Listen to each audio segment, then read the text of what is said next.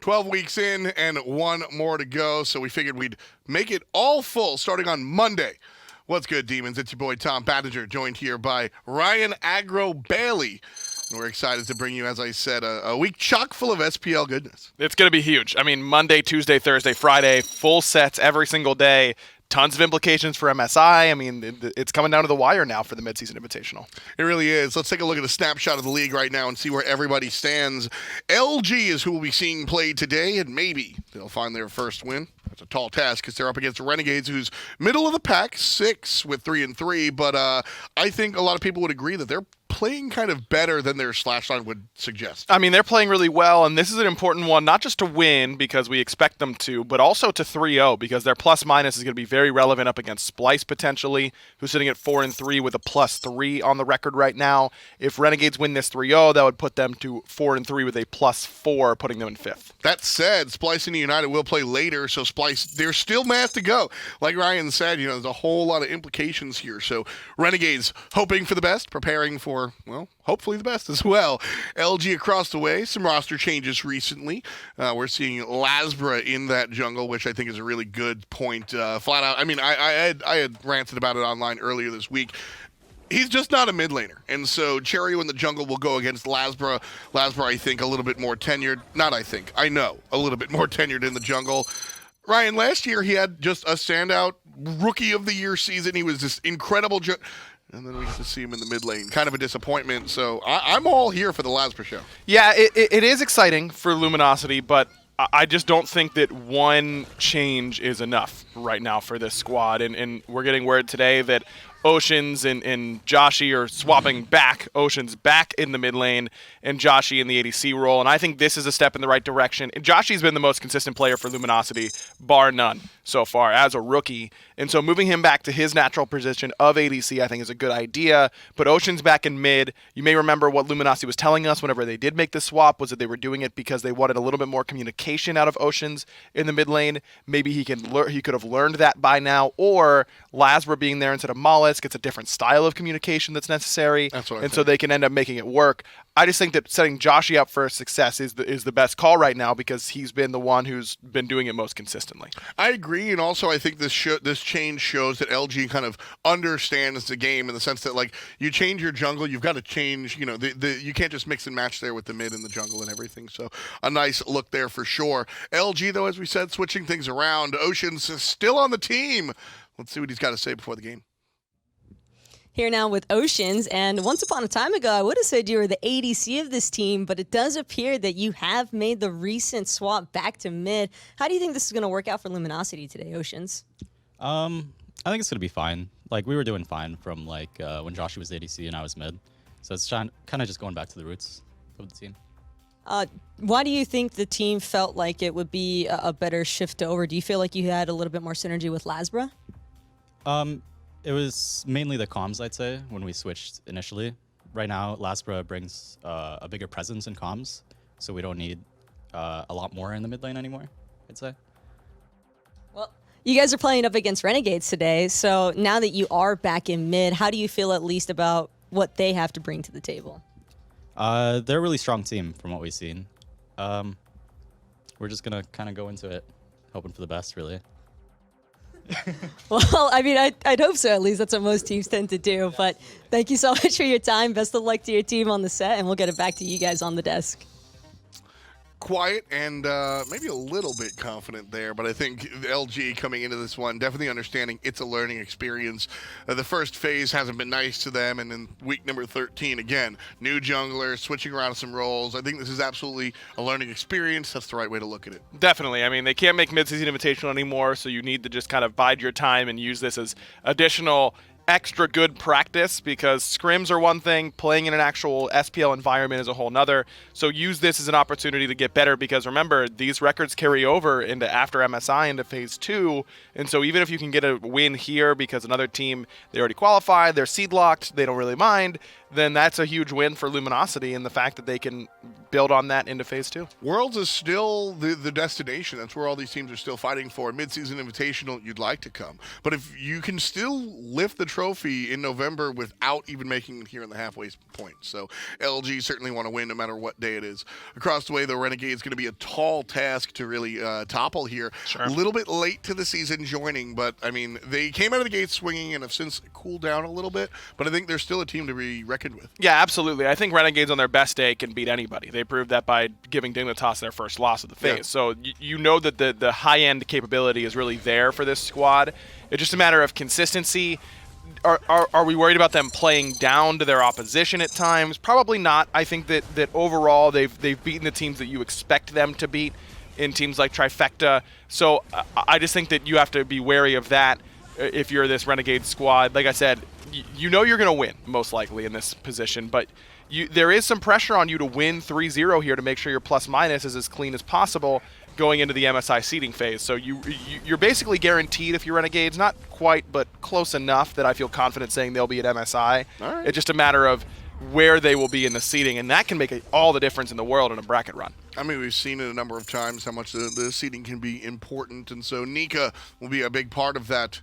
12-1 is win-loss, like we said. The ups and downs of Renegades have been there. 3-3 is their total match win-loss record. But Nika's been interesting because while I wouldn't call him the most improved this season, I think I probably have to do more research there. But Nika's certainly in that conversation because, look, I'll be honest, what we saw out of him last year and his other times playing in the competitive scene left a lot to be desired. I just never really thought of him as a stand-up solo laner, whereas here, I think he's really presented the best self that we've seen, and he's really been an integral part of the team. Yeah, I mean, a couple years ago, I would agree with you that he was on his way up, but was getting a lot of hype and that kind of stuff, and his gameplay wasn't matching that quite yet. Yeah, I agree. Last year, I think he made a lot of strides and became a really solid solo laner in Europe. Was absolutely a rock in that solo lane. This year, he's been a legitimate star for this team. I think that there's so many picks that you're just like, well, we can't really give Nika that because he's going to end up winning the team fights for them. It's Jormungandr, it's King Arthur. It's these meta selections that he's doing really, really well with, and that can be hard to pick and ban against. Nika chosen here by Raffer, who, I mean, he's a historic guy that makes historic teams. We've got a chance to talk to him. We'll see if the interview is just as historic. Taco standing by. With Renegade support, Raffer. And Raffer, first things first, how's the team feeling and looking for this morning up against Luminosity? Looking at Cherryo, we are a tired team right now, but we should be fine. We should at least take one game, so it should be 3-1, I think. So we're good, we're good. Well, it seems as though the team is in pretty high confidence for the most part, but Luminosity recently had the swap over with Oceans back to mid. Do you think that's going to impact your guys' gameplay at all today? I think we just need to work on ourselves, not really get cocky, just get a clean 3-0 if possible. But yeah, we're not mainly looking at their team, we're just looking at ourselves now. And with everything on the line right now, I think for MSI, how's the team overall been preparing for that? I think we just need to beat SSG for sure. But we do obviously want to take all the games we can. That would give us the most confidence boost to go into MSI. Well, really looking forward to seeing what your team has in store today up against Luminosity. Best of luck to you guys in the set, and back to you guys on the desk. Thanks a lot there, Taco. Got a chance to talk to Raffer. Troll as always, but I'm gonna do a little disservice to Renegades. I'm sure they wouldn't want to be saying this.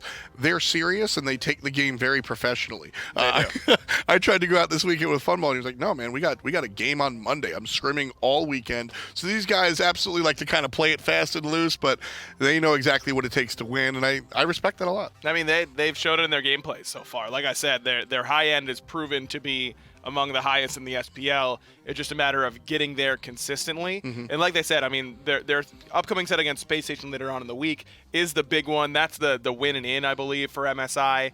But as Raffer said, it's not only confidence, but seeding potentially in play, depending on what they do in this set, whether it's a 3-0, a 3-1, a 3-2, or Luminosity win, that can really impact their standings. You know, it sounds like a sports cliche here when it's just we're going to focus on our game, not really pay attention to the opponent. But I think that's a luxury given to those playing towards the lower end of the spectrum, LG, and some of the other teams down there. Pick some bands for game number 1 on the way. And really, because when you play against the higher end squads, you can't just play solitaire. You have to respond. Right. Whereas, Renegades could just focus on their own gameplay. So we're going to see Renegades kind of dictate, I think, pace of the game internally, and also the picks and bans here. Because, like Raffer said, the ball's in their court. I like the AMC ban. Dardez has been really, really dominant on that pick whenever he gets a chance, and that's been a basically permaban against Renegades since 65%. And that's really just towards the back end where teams started realizing we can't really give him AMC. I like Luminosity's bans here. Two of the gods that Renegades like the most in Jormungandr AMC, they leave open the Chronos. That's a little bit scary there. Just as powerful as Dardez's AMC has been, I think Funball's Chronos has been that way since the god came out, frankly. I don't disagree with the LG bans. If Jormungandr was a Chronos ban, I think I'd be just as happy. I think this is just LG going, we either got to play against the Chronos or the Space Worm. So, so they opt for the Time Lord. LG on the clock. I wonder where Luminosity's going to go. They could go for... I think that you hear me talk about it a lot in these sorts of games where it's a team that has struggled really, really, really heavily against a team that has looked pretty good. Sure. And I just don't think that you can beat them playing straight up Smite. They've over the last 13 weeks, it has been proven to me the Luminosity will not beat a team of Renegade's caliber in a regular game of meta Smite. Well, here's the deal. I mean, LG have the addition of Lasbra over the Mollusk. I think week number 1, the Mollusk looked like there was potential for this LG squad. Lasbra, I think, is just, I mean, this is a drastic transformation. Lasbra, I think, has the potential to be a top jungler in this league, and I know how big of a statement that is right now. Maybe not so.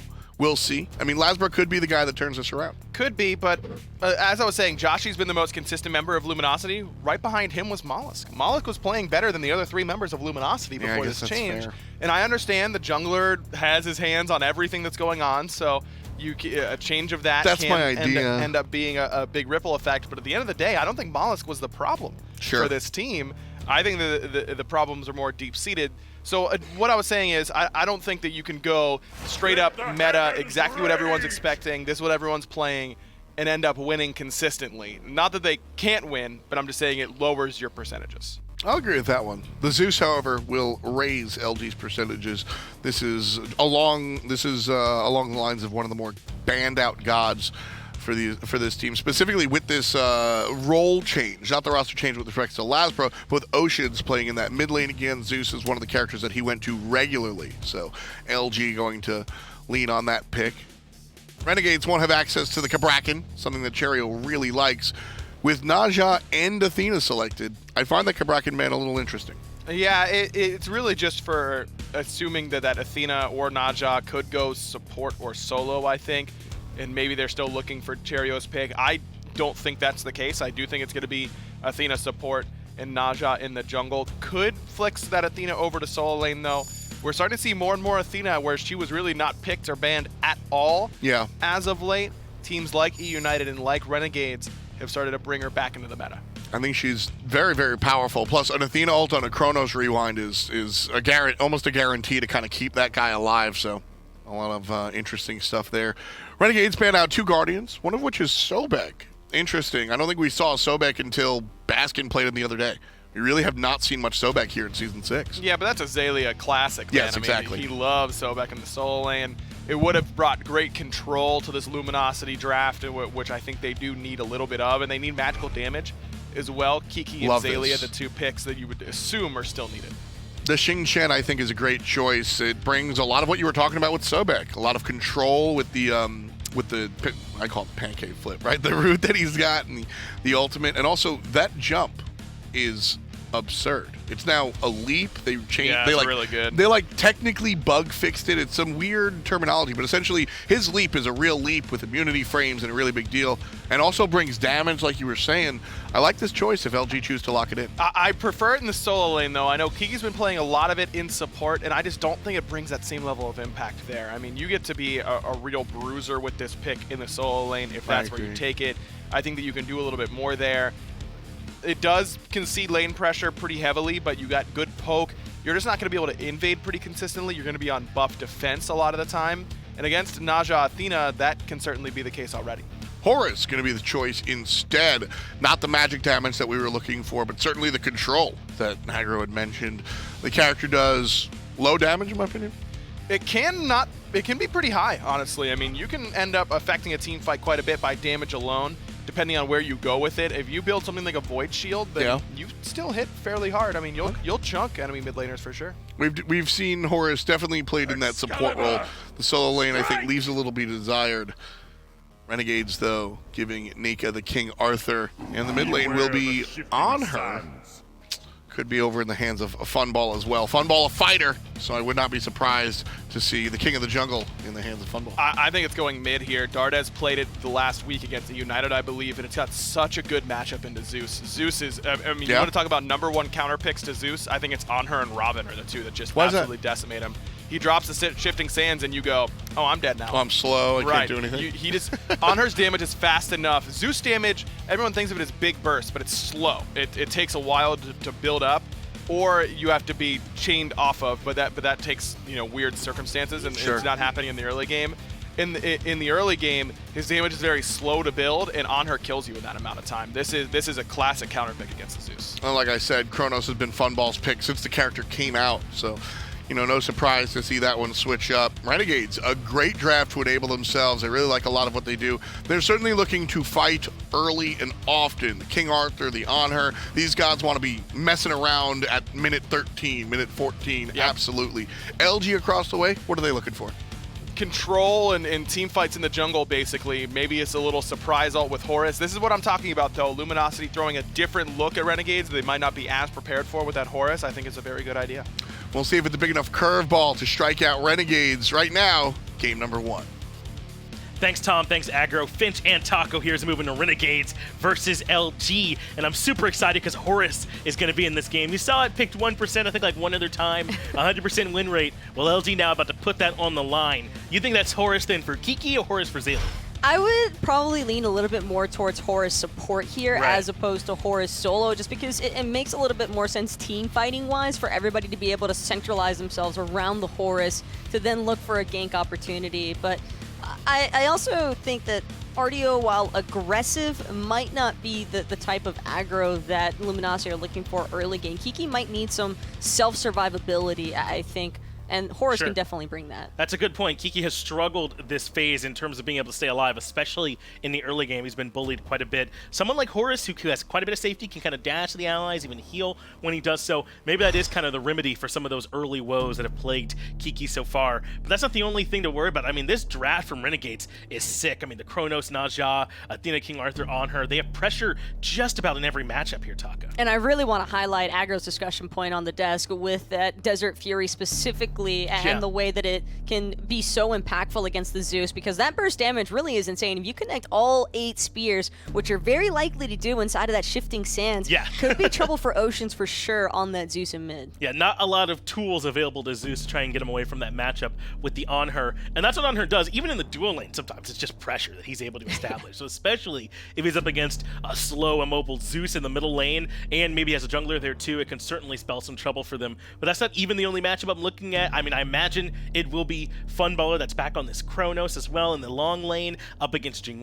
If they're left to their own devices, there could be some solo kill potential. I mean, Joshy likes to play aggressive. He's back in the hunter role. I bet they'll be fighting. Might be tough though to want to take that 1v1 boxing matchup against the Chronos. I'd imagine that both of these teams are probably just going to try to leave those hunters as alone as possible. So a lot of the aggression I think we can probably expect to take place either from solo lane or from somewhere in the jungle surrounding mid. I don't think that we're going to see a whole lot of heavy gank going on in the mid lane, mostly because of the fact that I think Dardez and Oceans are just going to be a little bit too prepared for that.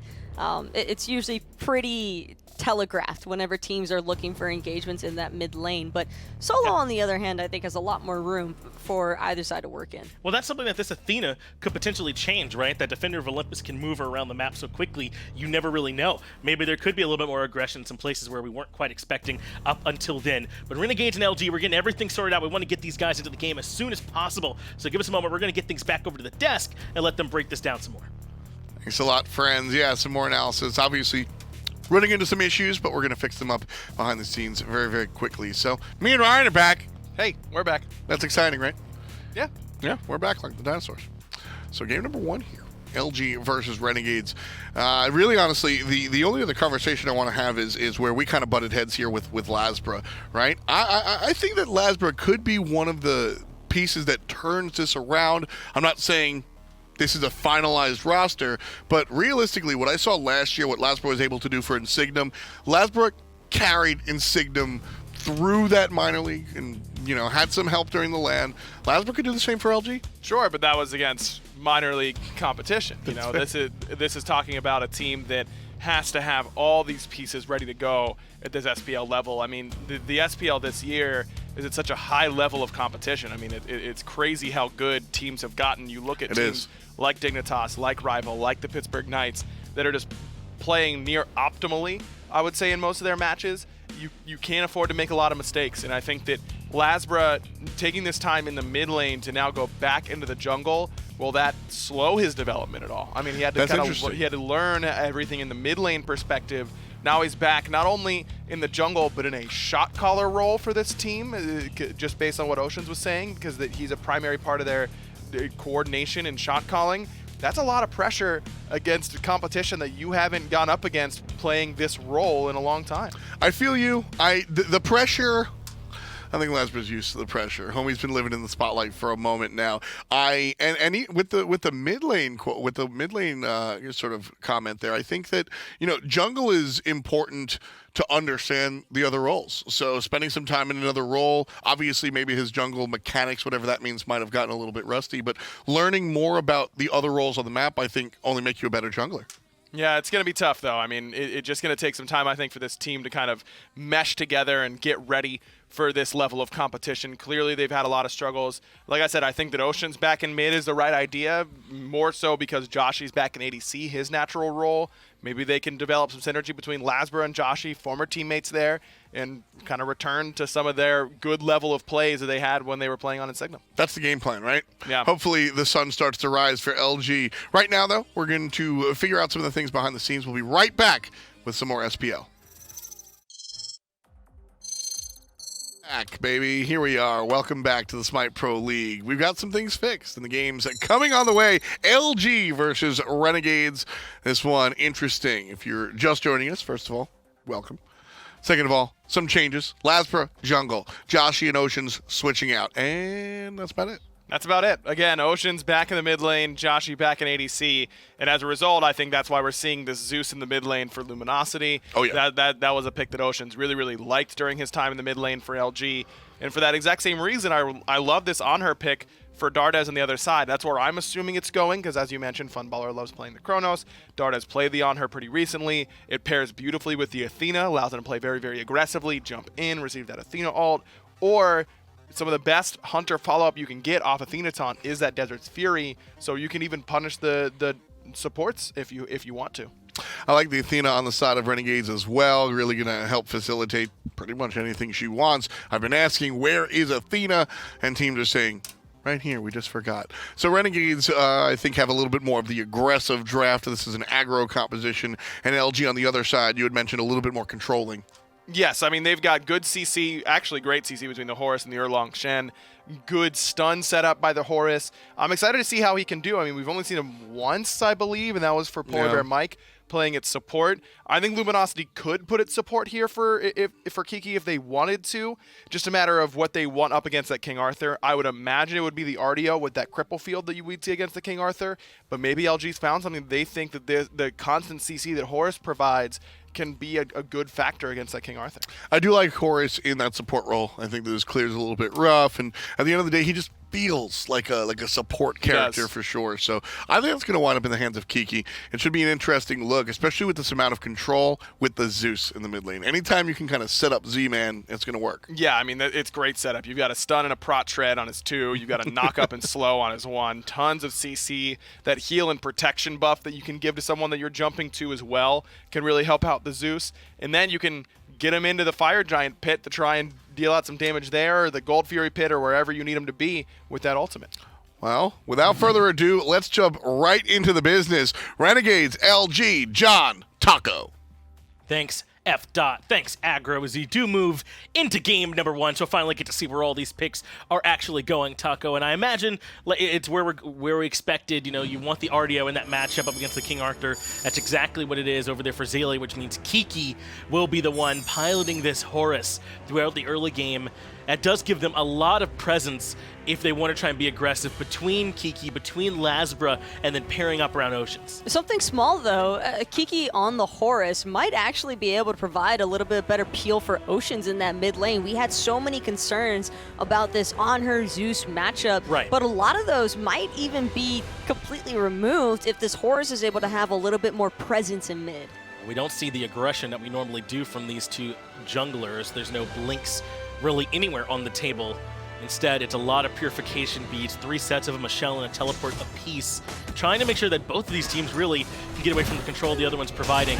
But Kiki and Zelia with this Horus in the 2v2 already feeling good, forcing out the shell from Raffer this early on. Maybe that's why they prioritize this Horus. Possible invade opportunity now for Luminosity if they're able to clear out this minion wave in time. Nika and Raffer still having some struggles of their own, but do seem to be getting the better end of the trade so far.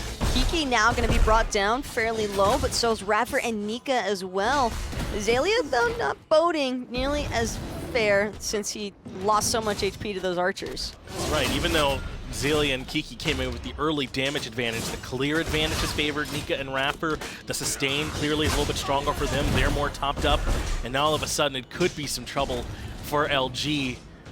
That brief window where they might be able to be the ones invading might fade, but look at this. Lasbra is showing some pressure. Raffer is dead to rights, and Kiki on the Horus finds first blood. Renegades didn't expect that. I don't think any of us expected Lasbra to make a rotation at level 2, but that's what Erlang is really all about. It's just the early aggro that he provides. That turtle knockup form as well, just to prevent Raffer from having any sort of escape potential, even though he only had the shield wall to start with.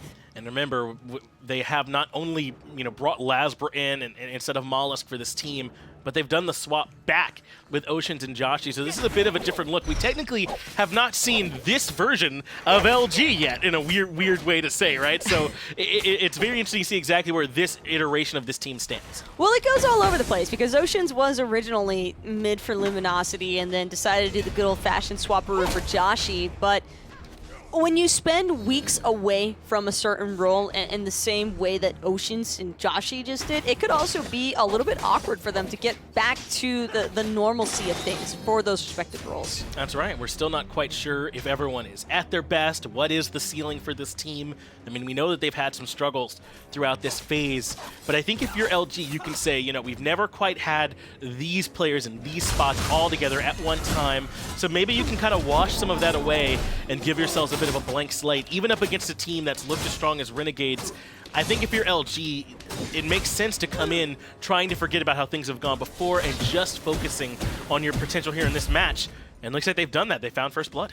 Kind of surprised, though, that Lasbra didn't utilize Kiki and Oceans, or excuse me, Zelia, to actually invade the blue buff there from Nika. Not that taking away blue really does all that much to King Arthur and his laning potential, but I definitely think that it would have at least slowed down Nika's potential to poke into Zelia. Even with the cripple field, Artio's still fairly susceptible to some of that King Arthur damage. Yeah, I wonder how much information they had, because Cherryo did rotate over to help secure the blue buff, and maybe if that was called from mid, they didn't want to take that fight at blue. It could be part of it, but normally when you get that solo advantage like they did, the reason you want that is because it does open up that side of the map for blue buff invades, for you to take those back camps as well.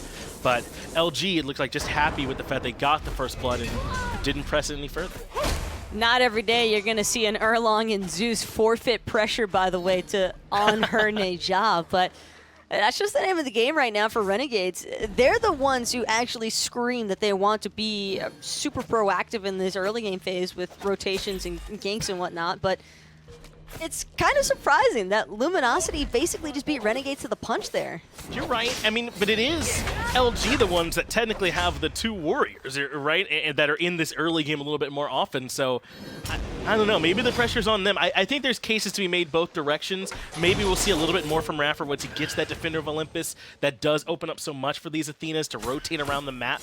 And that's where some of this early pressure can come from, especially because, I mean, they have some really game-changing ultimates in their 3-man core in the mid-jungle support. Well, what I'm thinking, Finch, is that they might have just wanted to wait for level 5 exactly, because now that Dardez has that Desert Fury online, it's probably going to open up a few more opportunities to actually force Oceans, I think, to either forfeit buff experience or to just put himself into a really awkward position that then Kiki or Lasbra might have to try and bail him out of. But Cherryo and Dardez definitely have more than enough damage to drop that Zeus in a heartbeat. I think so too. So Oceans has to make sure he's 100% careful. It's something you know when you're picking Zeus into the middle lane that you could potentially be in some trouble. Another thing to keep in mind though is what if it's LG that want to try and be the aggressors? I mean, the Horus ultimate, let's be honest, it's slow, right? You're not really going to catch anyone that off guard with it unless they just can't look around. They can't see the target on the ground, or they don't know you're ulting, maybe. But maybe there's some plays that Kiki can make here at the SPL level that can catch Renegades a bit off guard here in this early. Pretend Athena, in a sense. I guess so. Athena's actually there right into the heart of the action, though. I am wondering if it's going to kind of impact it. But right now, Lasbra off the mark, though, with that Ninetales Blessing. Needed that taunt aggro to actually put Nika into an awkward position and stop that spin to win into safety. That was crazy. Nika was able to just barely move outside of the range of that Ninetales Blessing. And because of that, Lasbra and Xaylia don't think that they can afford to move in and try and contest the blue. Cherryo, yet again, rotates over just in time to make sure LG can't strip the blue. I don't think it's been a lack of trying from LG. I think that Cherryo has made it a point to be there every time it's spawning, and LG haven't felt comfortable pushing in. Really smart move as well from Cherryo to further ensure that his solo laner, even though he doesn't have an additional member with him, still going to be able to hold his own if he's not losing that blue consistently. Because, like I said, it's not so much about the mana sustain as it is about just having the experience to keep up with Xaylia. King Arthur into the Artio is rough enough as is. Joshy, though, has the beads forced out, but he wants to be aggressive on the back of that. Funballer has waited so long to use the rewind. It's going to put him right back in trouble, but Raffer still has Defender of Olympus. It's way too much damage, and Joshy ends up losing the 2v1. Joshy just needed an airstrike.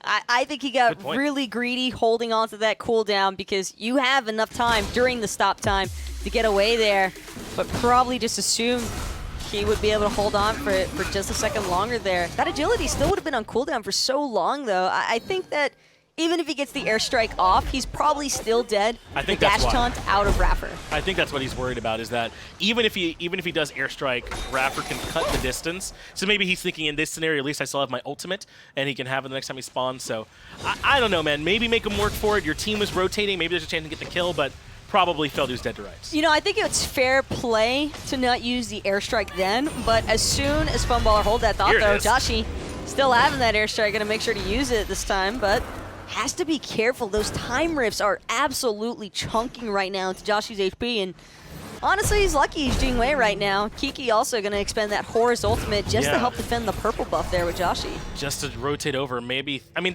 that's how slow the ultimate is. I bet Kiki used that when Joshy was first in trouble and only just now arrived, as Dardez gets the better of both Lasbra and Oceans in mid, and it just didn't get Kiki there in time. You can see how kind of slow it can be sometimes when it's used reactively. I don't think it's meant to be a reactive ultimate. It's a proactive tool for your team, and in that situation, I don't think it got a ton of value. But Joshy did still have the airstrike, so maybe he was right to hold it when he died in the initial gank. Honestly, though, the worst part about it is the fact that Raffer got the kill bounty for Joshy, because that little bit of a lead that Kiki had managed to establish since Raffer was the first blood is pretty much irrelevant right now. Raffer's ahead of Kiki by at least one level, if not maybe even a level and a half at only 8.5 minutes, Finch. And I'm starting to wonder, is this Horus maybe just a little bit too slow to farm? Maybe so, but to be fair, Kiki has not died yet. And it might sound like I'm poking fun or something like that, but I mean, literally, it's been a problem for him at this exact point of the game. And I have seen him dash to allies in some situations where another god might have been in some trouble. So even if it is at least keeping him this close, it's better than where he's been a lot of the other times, as Lasbra wants another gank here with this King Arthur. Azalea is going to be taken up into the air, though, for Camelot for Avalon, but right back down waiting is Lasbra. Defender of Olympus, though, should buy him all the time he needs. Double taunt in there from Raffer. Some nice exchange of damage out of Nika. And Lasbra and Azalea are just going to have to watch this King Arthur continue to survive. And Finch, this is the reoccurring problem with King Arthur, is that teams always feel like they have solutions. There's decent matchups for the god, but ultimately he just sustains so much. Well, Kiki's now on his way here as the red buff was stripped away on the other side of the map. Raffer taunt doesn't get him very much. I mean, but have they got enough out of these ganks? I mean, they're ganking Nika when he still has the ultimate up, when he's really not even that far out of position. I'm not 100% sure what they're even looking for with it, Taco. It's force. That's a guarantee right now for Luminosity. Yeah. But the problem is that they're forcing engagements and losing stuff elsewhere. Right now, Joshy is under heavy duress from Cherryo because Renegades mid, they're solo, they're holding their own even without Raffer having to expend that Defender of Olympus. Nika, though, could be in a spot of trouble now as Luminosity continue trying to pressure this King Arthur away from the lane, but even with 3 different members, no one dies. We have seen King Arthur pressure work, but not with drafts like this. They don't have anyone whose boxing potential quite matches that of the King Arthur. Sure, Zelia can stay there and like evenly trade, but he'll never find pressure, I feel like, in that matchup, the way sometimes Kamazots do, or other picks like that in that lane matchup. So even though they are looking for this constant pressure, I don't know how much of it Nika's feeling in this matchup. So far, he seems fine. And in a way, it's almost working against Luminosity because Cherryo has not been splitting farm in the same way as Lasbra, Azalea, Kiki have been. Those 3 have constantly had at least 2 different members sharing the same buff or sharing the same wave. And it might be slight for now, but Renegades are certainly starting to develop more and more map pressure and more of an experience leading to Luminosity because of it. Raffer might be looking for a taunt, can't find much there. Even with just Dardez's follow-up, there isn't much. But look how much Funballer's lead against Joshy has opened up this map for Renegades. They can push all the way up into this jungle because they know they don't have to worry about the Hunter. In fact, Ocean's now in trouble. Desert Fury, the follow-up off the Sash. And now Kiki isolated. The Horus ends up falling. Cherryo in some trouble too, but does make it up to the sky. Cherryo, though, gonna come back into his own demise. Lasbra gonna wind up losing his purification beads, though, in the process. Think he was expecting some follow-up there out of Funballer, but now he's all too ready for this setup. Joshy gonna agility in onto Funballer, but that'll be the end of it, Finch. The red buff ends up going to Raffer as well. I love it. Athena can do some damage, so maybe there's a little bit extra coming there. I'm sure it wasn't 100% that way, though. They had to give it to Raffer, but I love the way that last fight went. Cherryo knew he was dead to rights, at least tried to find some return damage, but they got the red buff invade yet again. I think it's worth. And it's not just going to end there at the red, Finch. It's going to carry on over into the purple buff as well. Renegades just continue to exploit and abuse Luminosity for trying to drop so many resources into solo lane, honestly. That's really what it's boiled down to. Renegades just took full advantage of Luminosity's attention being so dead set on this King Arthur, and now Funballer is a problem. Pyromancer looking to be grabbed by Kiki and Lasbra. They should be able to get it. I don't think anyone on Renegades recognizes this happening, so that's a huge win for LG to at least find something on the map to take for themselves. But you're right, Funballer has become such a big problem now for LG, and the problem is twofold. So I think LG were like, okay, we can't get pressure on this Chronos. Let's just come over to solo lane and try there. But because that hasn't worked and they've left Joshy alone in this matchup, it's kind of like they're burning that candle at both ends, and Renegades truly control that duo side jungle. Raffer is destroying Luminosity right now, though, with these taunts, and a lot of times not even having to use the dash taunt for it. He's just keeping that dash charge, though, to threaten positioning against Luminosity. And look at how far back inside of the towers everybody from Lumi is. Joshy is stuck somewhere in between his T2 and T1, and this red buff is looking all Renegades again. Stripped yet again. This time LG can't even get in there to make any kind of defense. In fact, Joshy has been grabbed with the Windfire Wheels. Funballer waiting to put him into the time stop as soon as he comes down. Airstrike, though, gets him out. Jing Weave's pretty good. In comes the Horus ultimate, but he's delivered Oceans to his death like a timely pizza delivery. Kiki is now in trouble as well. Cherryo tries to lock him down, but the Horus gets over the wall. And Funballer probably didn't even need to use that rewind, but will just for good measure. The stop time and the time riff gonna do the final hits here. And it's not over just yet either. Joshy actually comes back into his own death. Cherryo with the sash. And just like that, a 3-for-0 exchange on top of losing multiple buffs and now a Gold Fury. Yeah, things are about to get real rough for LG off the back of that fight. I mean, that one just could not afford to happen. And they knew the red buff invade was coming. They got in range to try and get some vision, but you can't come in piecemeal, I feel like, to that 1-by-1 just to see what's going on. That's how you get picked. To be completely fair to Kiki, though, I don't think anybody expects to land from a Horus ultimate and watch their mid laner get absolutely decimated by Desert Fury. That to me just felt like Luminosity not expecting Dardez to have that amount of damage just yet. And Dardez, I think, making all the right moves, going for that early Transcendence, the Warrior Tabi even, as opposed to the Ninja Tabi, clearly valuing having a little bit more damage early on off the Impale and the Desert Fury. Well, Doug, let me see the charts, my man.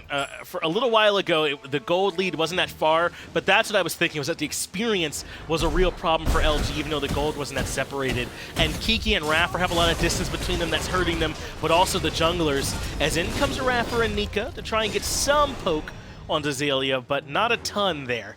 In the end, they'll just fall back.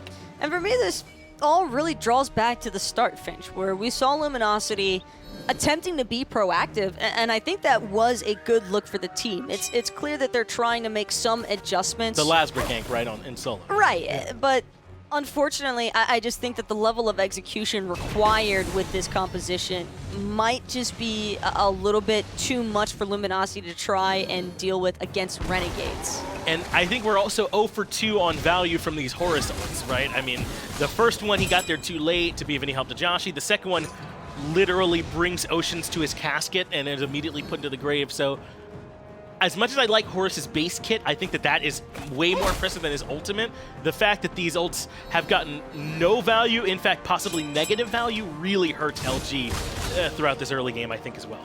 I think it might have just been Renegades kind of out-drafting Luminosity throughout the drafting period as it was happening, because Raffer as well with this Athena pickup, I think, has honestly been more of a problem than anybody else on Renegades for me. I know that Nika has done a really good job at surviving, and quite literally that is all Nika has to do is survive as Joshy gonna be in trouble one more time. But this is where it gets dangerous now for Funballer in a slight sense, because with Joshy having the Rage fully finished, he can hope for some crit RNG to play a big part in dealing with this Chronos.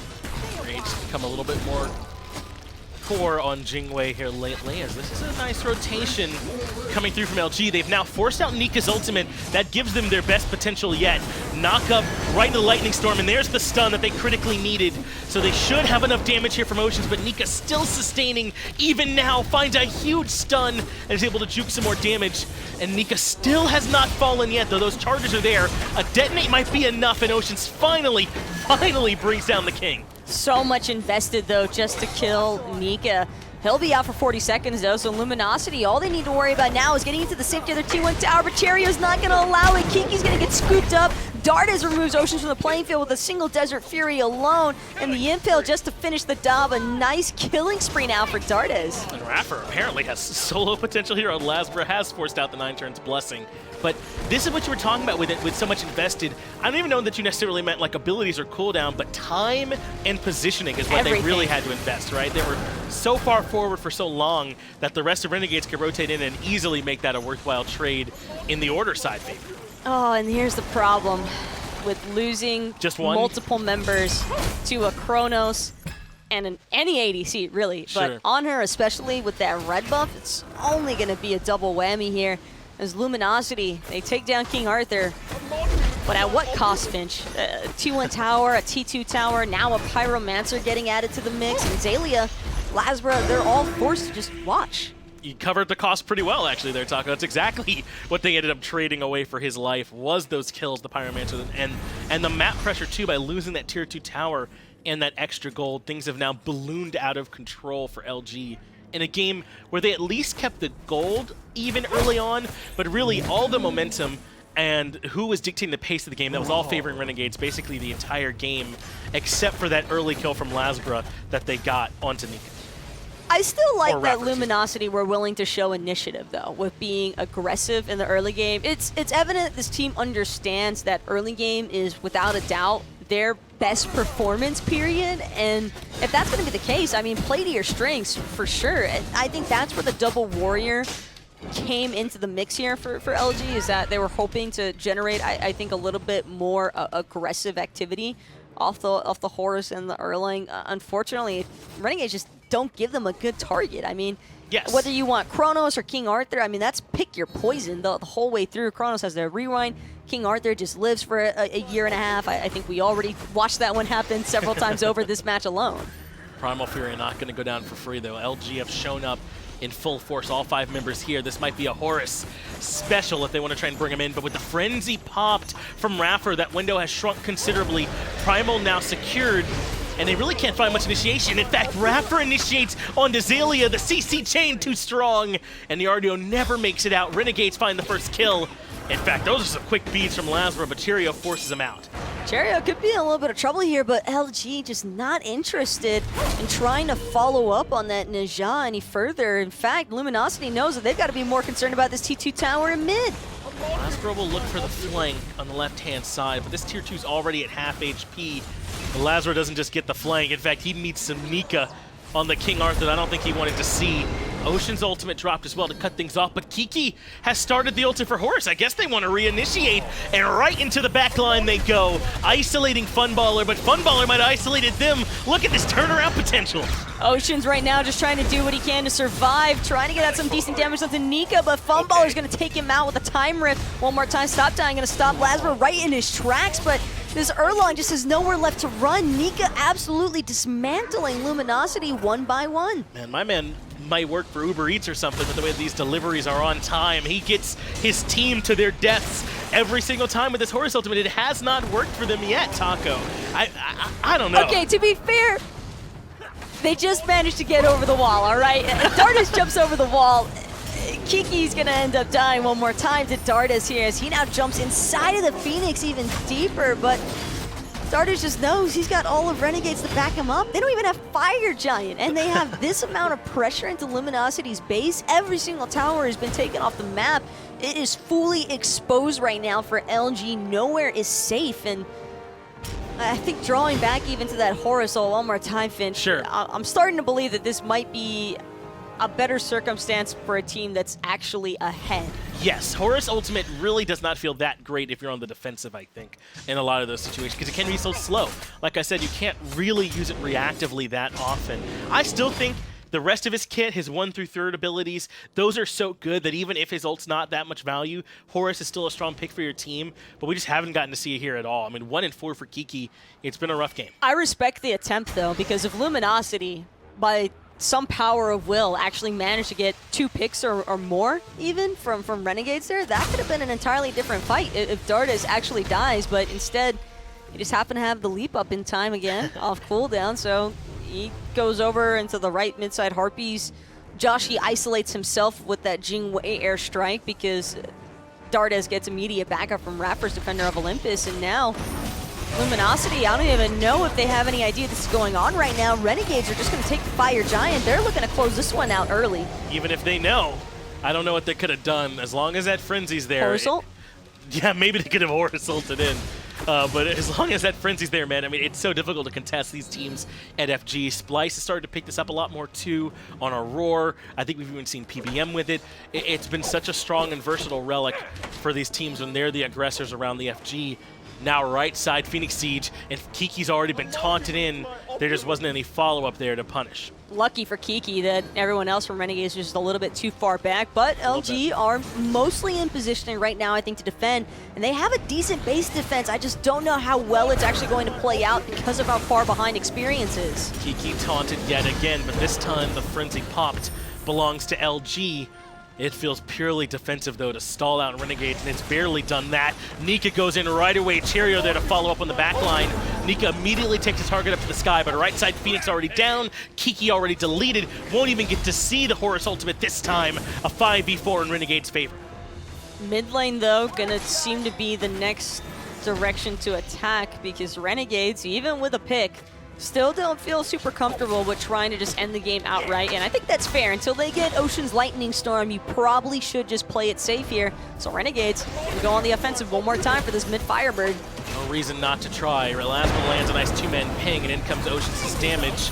But Nika cuts it all in half by finding a two-man stun. Joshy goes down right away, as does the mid-Phoenix, not to be outdone. But Cherryo and Nika are diving the actual Titan. Oceans need some backup, but there is none to come. Defender of Olympus over the top, but they want to do this clean. Left side Phoenix is the call.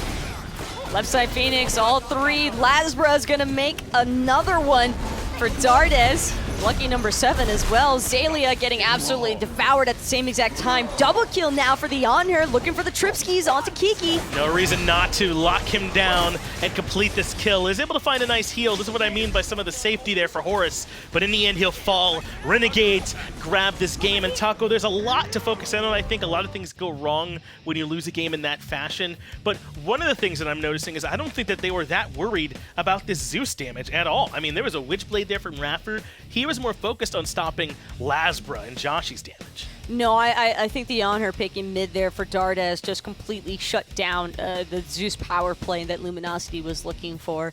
And This is good, despite the setup that Luminosity had potentially with the Erlang and the Horus, I feel like maybe Kiki might be better off just looking for another Guardian in that position instead, because it just fell flat, honestly, Finch. It did not look like Renegades were willing to give Luminosity anything that match. And I think that maybe if their plan was to try and pressure those side lanes, then shouldn't the draft be a little bit different? I don't know if they had enough pressure, even if it's not at King Arthur, to repeatedly be ganking solo lane like that. I mean, I feel like you need someone who really specializes in maybe shredding those tanky targets or specializes in really good hard CC. I mean, what did they have that made you think ganking solo would be the play all game? I'd have to assume that it was just the Erlang and not want to Maybe let so. that King Arthur get out of control. And I think we only really saw one successful attack there. But yeah, for the most part, it just fell short. Well, it sounds like it's about time for us to get things back over to the desk. We'll let those analysts break it down. Thanks a lot there, John. Good job on the call, John and Taco. Good job in the game. Renegades. This one was one-sided. Early game, looked up. They had a 3,000 gold lead. I looked up again. They had a 6,000 gold lead. And that was pretty much the way to tell the tape. Yeah, I completely agree with what Finch and Taco were just saying there. I mean, so much attention paid to this King Arthur in the solo lane, and that's just, I don't think that's the way to go about it. Yes, Artio is good at shutting down the moves that he can provide with his threes, but you just don't have kill potential there. A couple failed ganks, that sets Zalia not too far behind, but it allows Cherryo and Dardez and Raffer to get all this free farm really, really quickly in the game, and they just kind of never relinquished it once they got it. Do you think that King Arthur at this point is somebody that you still have to pay that much attention to, or do they just fail at doing the right thing? I think it's more the latter. I don't think you have to worry as much about King Arthur as you used to, for sure. You do have to pay attention to him, but Nika's proven that he's not the King Arthur that lane bullies so much, and more the great team fighting King Arthur, and he put that on display again here today. I mean, even the one gank that goes well, it takes 3 of them a solid 12 to 15 seconds to kill him. Yeah. And after the fact, they get rotated on and they get doubled off for it. And that kind of starts the chain reaction where Renegades are so far ahead that there's no chance for a comeback. 8-0 and 7 for the mid lane, Dardez. A lot of space opened up for him because of that King Arthur. And so Dardez just letting it rock. And I love the Dardez phase. It's always just, it's just another day at work. Yeah, he's just here. And It's just always how he's looked. yeah, I wonder what Dardez gets really excited about, you know? I would not even predict Jermaine coming back. Yeah. or he'd get really sad. I don't know. Well, right now, he certainly feels really excited. 8-0 and 7 with a ton of damage here for the mid lane on her. Funball, no slouch, 3-0 and 11, 2-1 and 12, 1-1 and 12 for Cherryo. What I'm noting here is all of the assists. This was a team fight-centric squad. I love to see a team with a whole bunch of assists. It means that they are absolutely playing together as a unit. And I loved the use of Frenzy by Raffer. He was consistently using it on these objectives, which we've seen a lot of teams do as of late. Shout out Polar Bear Mike. Kind of the flavor of the month. I don't know. I think it may have been Aurora who was doing it pretty early on as well. Both those guys certainly bringing a lot to the table. I do not think this Horus brought a whole lot to the table for Kiki. A couple ultimates that really just didn't do a whole lot for me. That's what I have seen, both here, the last time we saw Horus in professional play, and even, I hate anecdotal evidence, but even watching streamers and in my own games, how little it matters. The Horus ultimate is not a Thor dunk. It's a relocation. Really, Horus gets a lot of his money out of his 2 and his 1. That's where I see a lot of the Horus, so I agree. I just didn't really see much Horus here. I don't think that's indicative of the pick. No, but I think that it is indicative of the style that you need to play to make Horus work. And I think you have to be ahead. It is a god that does not do particularly well from behind. You need to be able to poke out at the opposition around an objective or something like that, and then be able to chase them as a unit and leverage a lead, because it puts you out of position. I mean, there's no way, think of the fight where Kiki ults down mid lane. There's no way Oceans should be in that position in a team fight like that. That's fair. He instantly dies for it. You have to be so far ahead that you can withstand a positional disadvantage that it provides to you. Luminosity Gaming looking for the first pick here as we get into game number 2. The Renegades won that last one in about 26 minutes, which some napkin math, just shy of what I consider to be average game time. Average game time feels like a half hour these days, so 26 minutes feels like a little on spot, maybe a little bit quicker. Certainly not the games we got the other day. What was that? Was that Splice that we're winning in like 19 minutes? Oh 20 yeah, minutes? yeah. Splice and it was LG and Trifecta. Yeah. Maybe. Yeah. Little bit Speed Demon on the side of the black and yellow, and the Speed Demon banned out here. No Chronos, and I got to agree with that one. The Renegades are certainly having a laugh. Raffer and Funballer, absolutely. We've got a lot of nice guys in the league that, like to compete. And that duo lane are not the nice guys. They're sitting there going, haha, we made them respect ban our Chronos. What broken stuff are we going to pick now? That's exactly what Renegades are saying. So I think they're pretty happy about LG having to ban out Funball's Chronos. I don't know what Luminosity wants to prioritize with their first pick. I mean, ever since Lasbra came in, they've been really prioritizing this Erlang Shen, and it just hasn't worked. So I think it's time to move away from that. I think you basically have to ban AMC here unless you're planning on picking it. Interesting Merlin ban, because I think Renegades probably would have banned that themselves. Well, Renegades have played Merlin in odd roles before. That's true. They'll just pick it.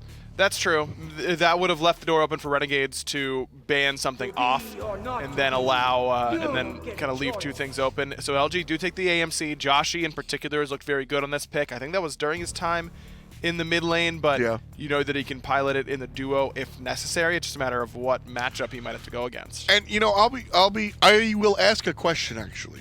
With a roster like LG's, is there a world where it is advantageous to switch like Joshy and Oceans based on God Pool, or is it just better to play your position and sort of ramp up your experience there? Specifically in LG's scenario, I think it's fine to switch. Okay. If only because staying put has netted you 0 set wins. I want to hear there's more there, and I want to hear it. Well, that's my mentality, right? If you have not won a set, and you have really, frankly, gotten crushed in just about every set you've played, clearly what you're doing is not working. So as far as I'm concerned, I'm down for things that I usually think are bad, like Poseidon jungle, because clearly the standard isn't working. Sure. So try something else. I just think that teams oftentimes get caught in this loop of, well, we have to play what everyone else is playing because that's what's good. I agree with that. And when you aren't good at it, then there's no point to picking it. And I think that a lot of the bottom end teams don't internalize that quite as well. And I think since halfway through season 5, now in season 6, I think the SMITE is the game that you can play differently. You don't have to just follow the meta. Maybe you're not playing Poseidon jungle every game, but there's a lot of wiggle room in between, Ares mid and the norm. There's a lot of wiggle room there. And so I agree with you. I would like to see some kind of some turned up in LG. Gonna go to Batz, which Batz is a nice pick, I think, for LG. This character does well when ahead. This character does fine from behind, and that's the type of draft LG need. I like the Athena there as well. Just characters that can just play the game no matter what. Batz and Athena fit that bill for me. So Renegades picked Athena before the second ban phase last game. Now that it's off the table, it looks like they might be looking to prioritize something for Raffer anyways, try and get him his pick before the ban phase. They're hovering Sylvanas right now. I think this is a great pick for the way Renegades have been playing the map. Yeah. Raffer's been doing a lot of solo clearing once he gets to the mid game, and you saw him nearly solo Lasbra actually in the mid lane of the last game. I certainly wouldn't hate a pick like Sylvanas that could really allow him to rotate and clear things simultaneously. Oh, the jungle. But it's the Poseidon selection, which is definitely not going into the jungle. and I like this pick. It synergizes well with the Naja. The cripple field can give Batz and Athena problems, and you do need some additional setup here for Renegades. And so Luminosity, in my mind, should just be banning out high CC solo laners / Guardians. Problem is, you definitely need to ban King Arthur here. I mean, you absolutely have to after what Nika did to you last game. So then you're only left with one real ban to try and take something specific away from the comp.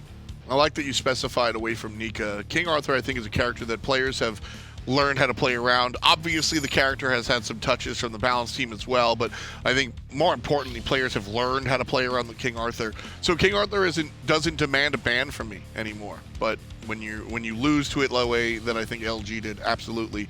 Fafnir banned out, and like I agree with you, I'd like to see the King Arthur there as well. Renegades looking at Zelia, ban out the Sobek, and then looking in the mid lane, ban out the Zeus. Just in case, even if AMC goes, wherever he goes, I don't mind the Zeus ban. A little bit too problematic here for LG in the past. Maybe Luminosity's not going to ban the King Arthur and instead rely on this taunt into Stinger combo to shut him down, but sure. I think Nika proved that the cripple isn't going to completely shut down his game last game. I mean, he's leaned against an Artio. So I just don't know that is the game plan here for Luminosity that they should go with. I still think I'm banning King Arthur from their position. And I'm a little surprised that they banned the Fafnir, because with the Fafnir up, you could threaten a double ADC composition with Athena in the solo lane and have that ready to go. This Khepri pick, I think, is phenomenal. I think it's very good against Athena. She has to dash taunt you a lot of the time, and good players like Raffer will be able to abduct and silence off that dash before the taunt ever comes. I also love Khepri and Batz. When you drop Fear No Evil, it very much feels like, all right, we did the thing. And when you can revive somebody off of that, LG doesn't go, well, we'll just Fear No Evil again. So kind of Khepri really deals a big blow to single shot targets like that. Osiris and the Raijin locked in here for LG, so we'll see Raijin in the mid lane and a Muzen Cobb in the carry role. And Renegades, they had the King Arthur banned out against them, so they'll go with the King Arthur Light of tier if they lock it in. Have we seen tier at the pro level? I know we've seen tier out of Julio from Team Queso at the minor league level. No, Dimmy played it once. Dimmy did play it. I don't know. I don't know that we've seen him at the SPL level. You like this guy. I do love me some Baron Samdi, for sure. This god is so fun. I think he's very, very potent against the draft that LG have as well. Great against the AMC, great against the Batz at times. Can struggle in that matchup, but I think against AMC in particular, you really like it. Can't get away from your combo at all. Nika's got a lot of options here, and I think he's kind of wide open. I don't think there's anything you're really too worried about from this position. There is a lot of hard CC from Luminosity. They've got good AoE. I think their draft is pretty solid. I just think that Nika has his pick of the litter. This is kind of your solo lane dream. I don't want to see Bellona here out of sheer fun factor. I feel like Nika could have gone kind of any flavor he wanted. There's enough control with Naja and Khepri, even Jing Wei. Bellona is going to be the safe selection, though. Deals with Osiris in lane by way of the shackle, or excuse me, the disarm. Obviously, we love Rally here, right? Bellona is the safe, vanilla, good pick. I won't trash it. I wish we saw something more exciting, but Nika's trying to win the game, and I respect it. Look, the Baron pick would have been fun and good against the AMC, but can really struggle against the Osiris, right? I mean, he just kind of chases you down and tethers you, and you don't really get away. Tier would have been fun, but he gets in trouble from the Batz. Sure. That makes sense. I mean, Bellona, like you said, it's vanilla, but vanilla is the best ice cream flavor for a reason. Game 2 on the way. I consider it half of chocolate chip, the actual best ice cream flavor. Well, So I'll I don't give know. Agri I half think that. Agri made a lot of really good points there on the desk, and his last one probably being the best one he's ever made. Vanilla is the best ice cream flavor. Well, chocolate chip's the best, but it is mostly just vanilla and chocolate. To you. It's facts. I've never spoken anything other than the truth. But yeah, the Bellona pit they were talking about a lot right before they got sidetracked by this ridiculous ice cream conversation. It is ridiculous was because vanilla's the best. Vanilla's very good. Is that Bellona's correct, right? Bellona does definitely make a lot of sense here. She's strong to the Muzen Cobb, strong to the Osiris, and there's a lot of control to worry about on the side of LG. I think they did a great job drafting the bots and the Athena and also the control. Bellona I think she'll definitely work here in this spot.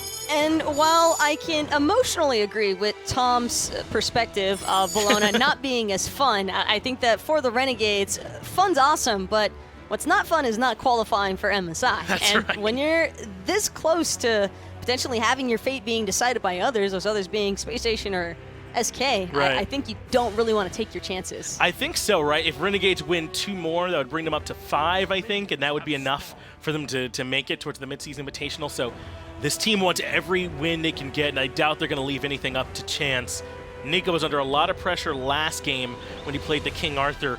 I wonder if he expects that to be the case here yet again.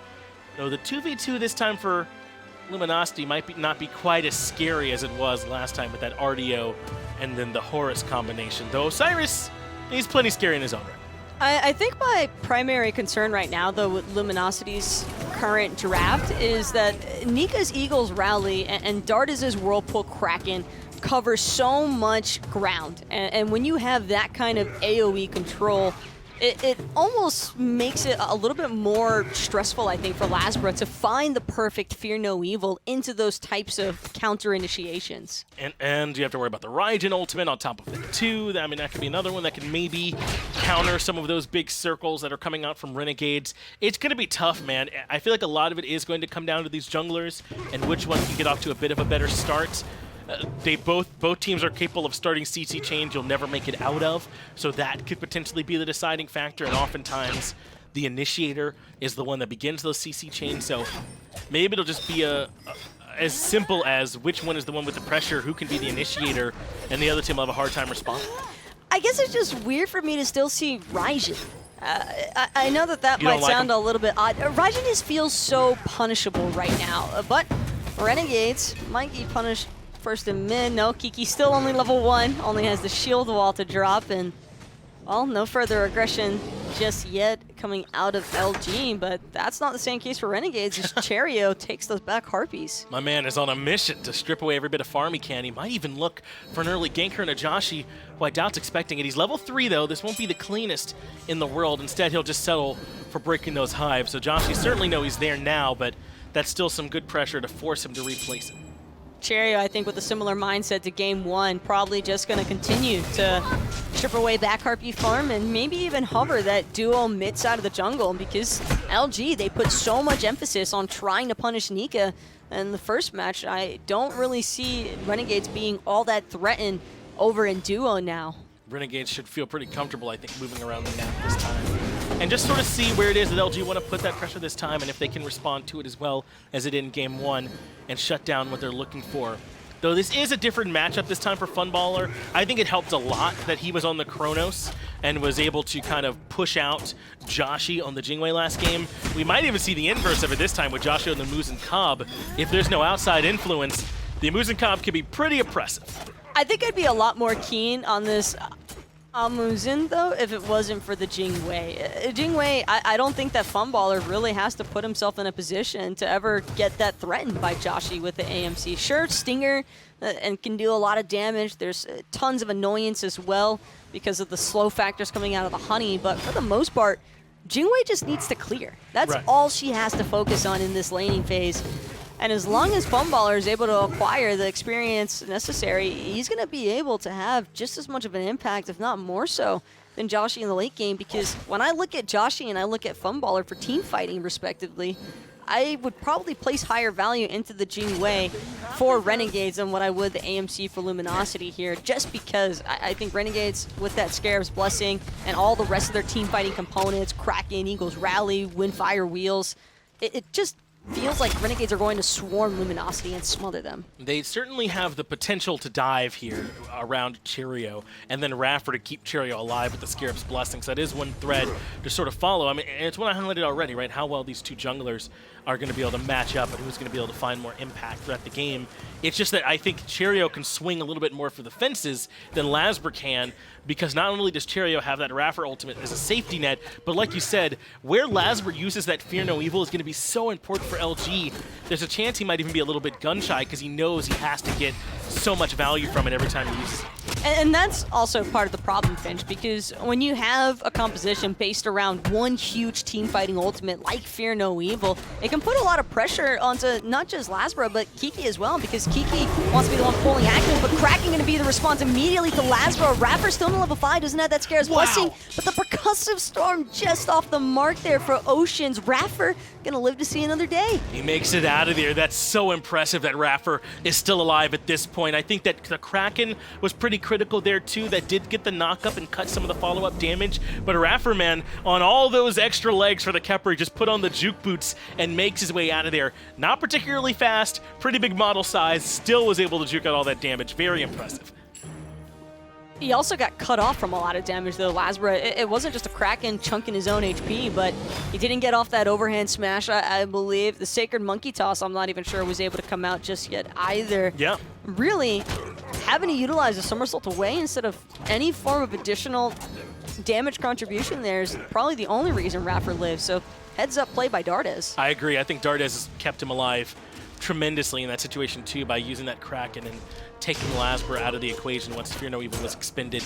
But this is exactly the point we were talking about. I think Lasbra used Fear No Evil in the perfect spot to try and get this pick onto Raffer. You isolate the Khepri and the CC chain so he can't res anybody else, and they just couldn't complete the kill. I mean, a team like Renegade stays calm and is able to keep their team alive in even tough situations like that.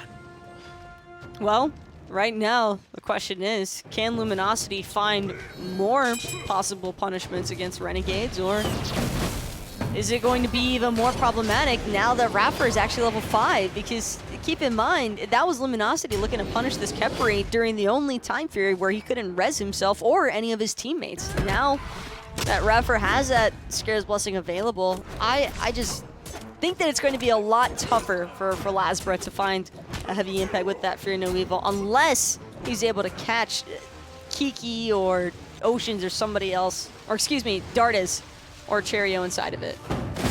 Lasbra might be looking for round 2 in the solo lane. Nika is the target. He has Fear No Evil available, but Nika just uses the ultimate and gets right on out of there. So Lasbra never actually drops the Fear No Evil, and Nika ends up being A-okay. They do want to turn their attention, though, towards the jungle, but Cherryo is right here and might get caught out. I don't know if he's expecting this welcoming party. He drops down. The ring bounce immediately goes up into the air with the Windfire wheels. Lasbra might be in trouble before he ever gets Fear No Evil off. But Cherryo's just going to eat that Scare's Blessing. Raffer actually going to get credit for that first blood onto Lasbra. Now Nika on the offensive, using the bludgeon to get some decent damage off, but it's the Kraken that everybody's got to look out for. Zelia is able to get off Lord of the Afterlife. Oceans controls the fight inside the Taiko drums, but the Whirlpool keeps them close, and Nika, even this low on HP, is still dashing in. What a beautiful fight there from Renegades. The Scarab's Blessing was there from Raffer as well to make sure Cherryo survived. I mean, they played that about as well as you can. And it all starts off with Cherryo. And it's not even like Cherryo did anything crazy or out of sorts. It's just Luminosity, Lasbra, Zelia, they walk up to him, they miss everything. And then Cherryo just gets a ring bounce off because Lasbra and Zelia are so grouped on top of each other. Lasbra gets chunked from the ring bounce alone. Windfire wheels just to help seal the deal. Dardez, though, going to finally pay for his life. Joshy showing some signs of life there for Luminosity with that stinger kill. Yeah, that's just a Muzen Cop things being done there by Joshy. Taunt forces beats from Funballer. He still holds on to the Airstrike ultimate. And it looks like he'll be rewarded for that patience, though he might have to use it now as he comes over to try and contest the purple buff. But Kiki can't lock him down. Funballer costs him his beads, but holds on to the ult.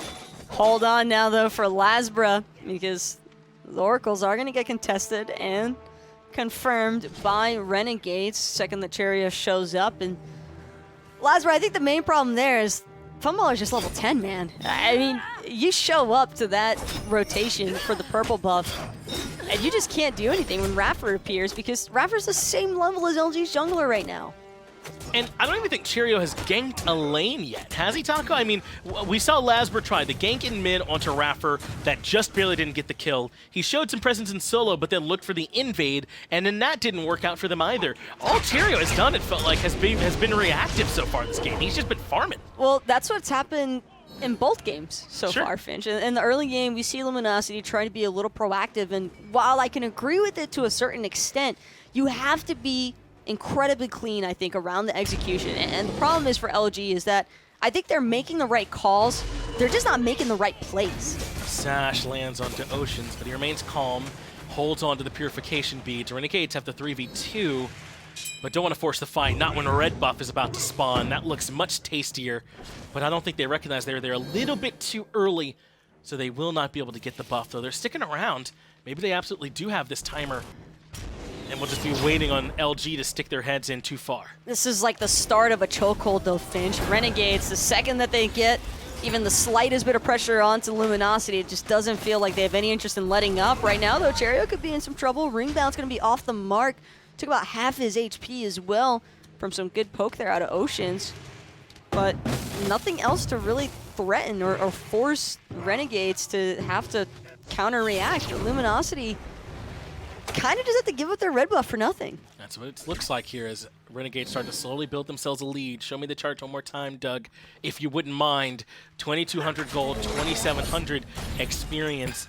Just like last game, they experienced a little bit more separation than the gold this time, which just goes to show how much more efficiently Renegades have been farming than LG.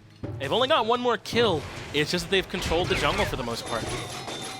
And it's not even about controlling their own jungle, but controlling Luminosity's jungle. I think spreading farm a little bit more efficiently as well from Renegades. A lot more players getting solo or just duo split farm, not the triple quadra split farm that we have seen. Good contest though from Oceans. It seems as though Cherryo's gonna be the target, but Fear No Evil off the mark. Lasbra still trying to get chased. KikiSoCheeky falling just short of that Defender of Olympus. And one more time, Finch, it's been so similar to everything else this game for LG. They've got the right idea, they're just not the right execution. Cherryo makes it out of that ultimate with his own ultimate. Now Kiki's in trouble. Athena can't do a whole lot when she's stuck inside that whirlpool, and Raffer finds the kill. 2-0-1 for the Khepri. Maybe you don't normally see him with 2 kills in that column, but so far, Renegades have been in complete control across the map. And like you said, I mean, that's the right call to go for that play there to try and get Cherryo, especially with the beads down. It's just that he gets the Windfire wheels off in time and makes it out, and it ends up looking real bad. Too little, too late, and it's only getting worse now as Renegades immediately move from mid lane pressure over into a free gold Fury, and no one there to contest from Luminosity. Doubt that LG would have seriously tried to challenge that either, knowing that Kiki was going to be out for a couple seconds longer and without an ultimate off a respawn. But now that Kiki is back in the action, going to catch out Raffer with a nice taunt here. Could be a power play opportunity, but Scarab's blessing, and Raffer's safe and sound. But there's no Taiko drums. There's no Fear No Evil because they committed both those on their Cherry. Even though they were able to keep him in range, those are the ones that would have kept the CC chain going to stop him getting the Scarab's blessing off, which is why Raffer's able to make it out of there. Pyromancer being considered, but Nika and Cherryo show some presence. That stops it in its tracks, but Raffer the next target. There's the Fear No Evil, and this time the Khepri has nowhere to go, but Renegades are not done with the fight on the back end yet. Scourge puts Kiki down. Yoink! Real quick out of Nika. Just couldn't let Cherryo have another one. Couldn't let him have his first kill of the game. Yeah, keep my man on assists, right? You're the jungler for a reason, Cherry. Hey, somebody's got to get the assist, right? But right now, Joshy just wishes he could get his purple buff. Funballer going to try and give chase. Airstrike going to get forced out of him. Taiko Drums could keep up, but Ocean's going to have to let this one go. Funballer out of there. Lasbra's the one that's going to keep trying to look for this kill. Meanwhile, Oceans is in some trouble as well. He's brought right back down, but it is Lasbra still giving Funballer a hard time here in this duo lane. Overhand smash completes the kill, and Cherryo could fall as well, but he trades his life out with the ring bounds yet again, grouping up against the Naja. Dardez has finally rotated over here just to figure out what's going wrong with his teammates and why they're all dying, and now could potentially be in a spot of trouble here, but instead will wisely fall back to the safety of that T1 tower line. So LG successfully defend their purple buff, and it looks as though they're about to regain control of their red buff timer as well. Yeah. So a little bit of a bright spot, I think, in Luminosity, able to punish Renegades for kind of unnecessary over-aggression. And it started with the pressure onto Raffer, and no, they couldn't get the kill the first time, or even really the second time, but when they forced the Pyromancer, and Raffer pokes his nose in one more time a little bit too far, and that's when they're able to catch him inside the Unbot's Fear No Evil ultimate and find that kill, because LG kept up that pressure that they had in the middle lane onto the Pyromancer and forced Renegades' hand. Maybe a little bit too much Renegades after that, but I liked the Pyromancer play from LG. For sure, and that's the thing too, is that if Luminosity were unable to punish anybody from Renegades in that last jungle fight, then I think we could start to have a lot more concerns for LG than what we currently do, but as it stands, so far, Renegades have soft map pressure, still have a decent experience in gold lead over LG as well, but it's evident that they have to be cautious. In this middle lane, it's starting to become a problem. Dardez has about a 2.5 level lead over Oceans right now, and they're building along a pretty similar path, which Spear the Magus into the cooldown boots. It's just that so far Poseidon has had the greater impact than Oceans. And I think his timing has been there. I mean, that Fear No Evil Taiko drums they whiffed on, you want them to time their ultimates together in that way, because if you have to wait until they're in the Fear No Evil, there's that startup animation and your damage doesn't get there in time. So they did the right thing. It just kind of looks bad. It's just that Oceans, they hasn't been able to connect as much as Dardez. Well, that's the other issue too, though, is that it is so all or nothing for Luminosity with Sure. what they've drafted, as Kiki, gonna taunt and Funballer, those beads were available. So he will lose them immediately after coming out of base. A little annoying, but Cool. won't miss the wave. Cool. I'm just in between my tier 1 and tier 2. That's fine, right? And there's an Athena there waiting to taunt me for some reason. Cool. We like that. Cool. They've got a ward there now too for LG, so might be a repeat visit if Renegades aren't careful. More specifically, Funballer's got to watch his back, I think, when turning those tower corners. Still, it's nothing to be too concerned over just yet, because you are Jing Wei. The Aegis is going to be available in about 5 seconds or so. And typically pro players are pretty good about getting that Aegis off during the Fear No Evil, or right before it begins. They can usually be pretty smart about being preemptive for it. Funballer can also be preemptive with the airstrike as well to get himself out of it. So he's got some options. He's got to be a little bit looser, I would say, then with his willingness to drop the ultimate, though, since it does have to be preemptive for that CC immunity, and then he can survive for this next 100 seconds or so if he's under duress yet again.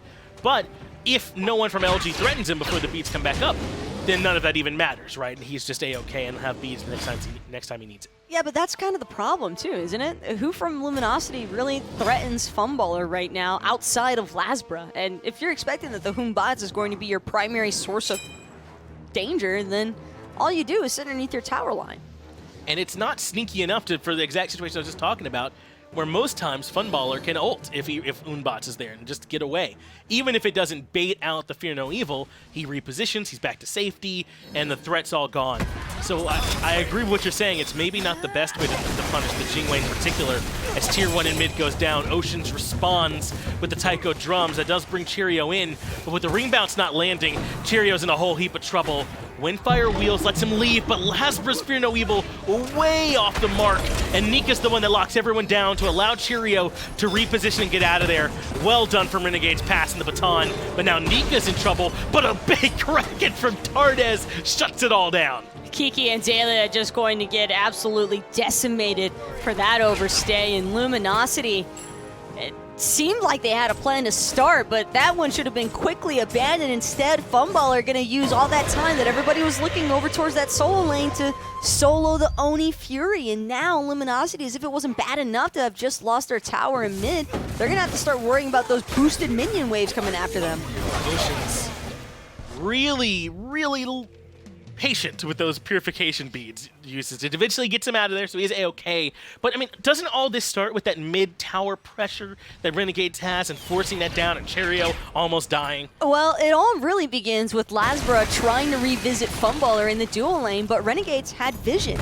They had a ward, and Funballer played it wisely, where he sat at the front of the wave, which caused Lasbra to stick around a little bit longer in duo, so Renegades had a power play option in mid to take that tower in the first place. Right. And I mean, the rest is kind of history. Just missed abilities all over the place. Yes, and this is what we mean by punishing you when you miss those abilities. Renegades do it so beautifully in this one. Lasbra, like you said, because he is a little bit late to it, he feels forced trying to get into that fight, blinks over the wall, expecting Cherryo to come up past those mid-camps, but he's absolutely not there. Fear No Evil way wide of the mark.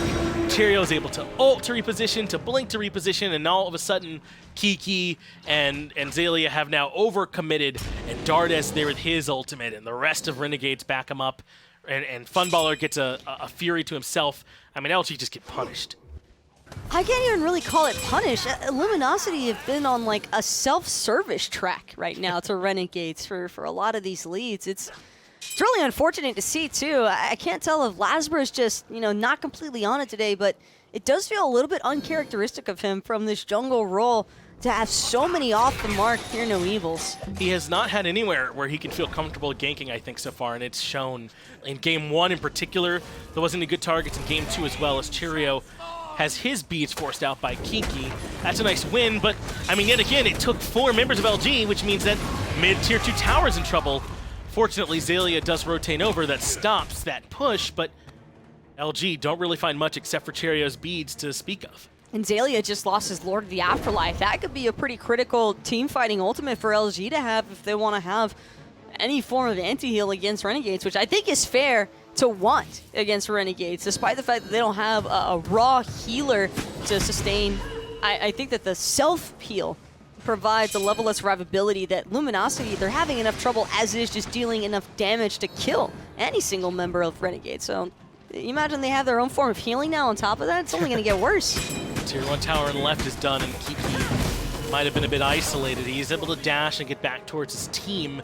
Looks like teleport coming through for LG as well. Zelia will be rejoining the fray, and so Renegades have to give up on the Tier 2 tower push for now, but I mean, they forced that for basically free. I don't even think Renegades wanted the T2 tower push. I think that Renegades have just been doing random stuff, in all honesty, Finch. I think that they've just been walking around the map and just saying, okay, what are Luminosity going to do now? Because most of the fights that Renegades have gotten picks out of, it hasn't been from some crazy Renegades play. It's literally just been Luminosity missing and overstaying or over-aggressing, and then Renegades are like, well, I mean, if 2 people are going to stack up for a ring bounce into a Kraken, why not? Yeah, it feels like no one on LG is calling for them to pull up in time. They look for these initiations that initially make some sense, but the execution's off the mark, and then because they messed up, it feels almost like they're saying, well, we got to get this now, and they overcommit to it and stick around a little bit too long. It's certainly, I can't know exactly what they're thinking and if that's what's happening for them, but it certainly seems like no one's there to tell this team to ease up once they've missed their opportunity. And I don't want to call it stubborn either, because it doesn't look or feel stubborn to me. It feels desperate from LG. Like, they want the kills so badly, but they just don't know how to really get them, as now Renegades are going to pressure both of the side lanes since they've got a decent enough lead to do so. Kiki's still taking damage in right as well, as Nika and Rapper can tank this tower all day long. The rest of the Renegades have stopped the tower pressure in duo lane. They're just going to strip away the jungle as they've been doing all game.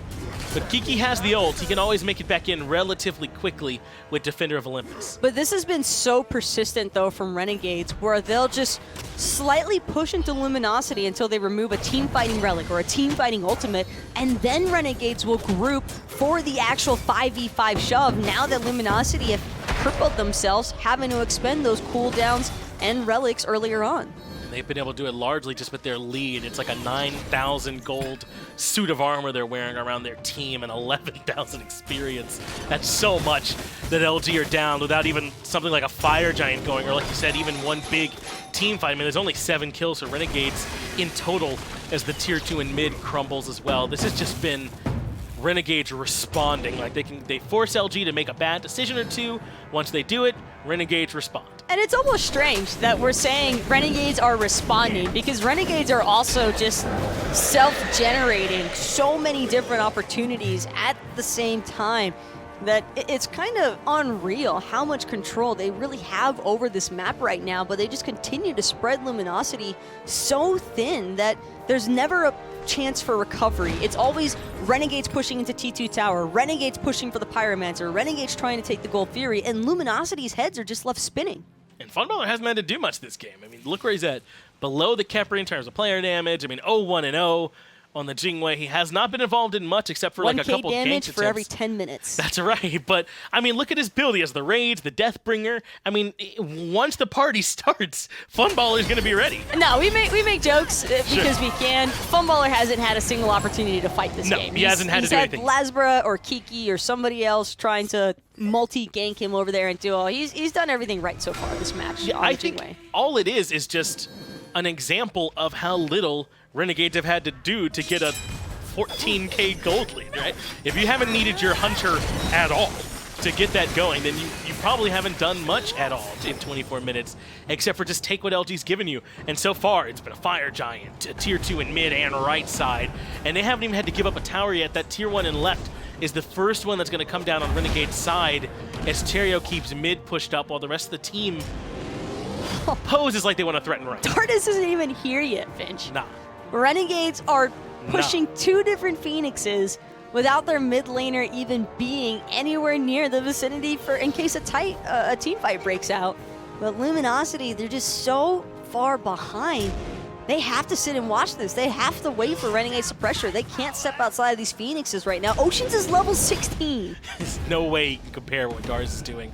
Cherryo threatening the mid, Phoenix almost by himself, even with Lasbra and Zelia both over there. The rest of Renegades, though, now they want to start things to the right side. Phoenix, Raffer does dash forward, but Dardez cuts off the reinforcements of the Whirlpool, and Cherryo has found himself a target. Up into the air he goes, brings Lasbra back down right to his death. Meanwhile, Nika wants to push in for Joshy. Dardez gets the kill credit. Ocean's in trouble too. Aegis buys him a second, but Nika completes the killing spree. Funballer gonna take down the fourth member of LG, and right now it is I think just we're done.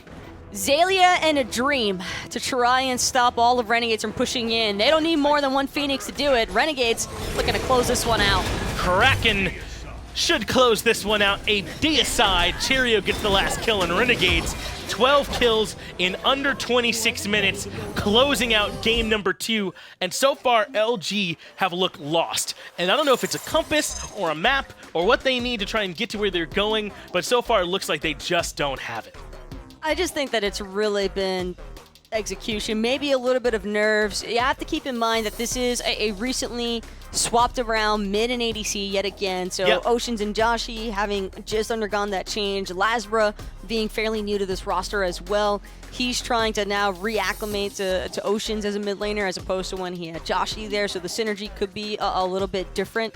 I just think that Luminosity, this team clearly needs time. I think, and reps, and sure, they're getting beat down in the process of it, but I still think that these sets are definitely providing them with some valuable information as to where to make adjustments for moving forward into things like Phase 2.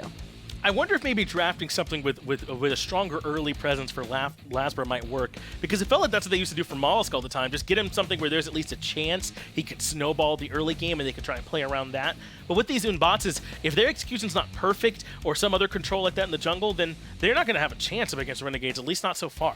Yeah, maybe look for the Ratatosker there for Lasbra instead. I don't know, but one thing's for sure, Renegades are on fire right now. This team is looking really difficult to beat, and it's not just LG that struggled up against this team. Renegades have looked strong ever since they made their way to the scene. But we can let these analysts talk a little bit more about how good Renegades have looked. Welcome back here, and I just want to remind everybody that vanilla might not be the best flavor. I like pistachio. Thanks for the reminder of your incorrect opinions. I'm even dressed like pistachio right now. Look at this. See this green, see this brown? It's good stuff. Straightening myself out. Renegades straightening themselves out. I don't really think they need to. They look damn good right now. Sort of like my pistachio getup. Great. Yeah, let's talk about the SMITE game that just happened, because that's what we're supposed to be doing here on the desk. That's what I was doing. I said they look real clean like me. Right. So anyways, that game for Luminosity basically went wrong as soon as that first blood got dropped in the mid lane. Oceans had an opportunity to kill Raffer, doesn't go their way, and ever since that moment, Oceans just fell so far behind in farm. He couldn't really be relevant. Lasbra had a bunch of really, really rough ults in this game. This fight is just never going to go their way ever with a Khepri rotating over there, and even still, I don't think they had the damage.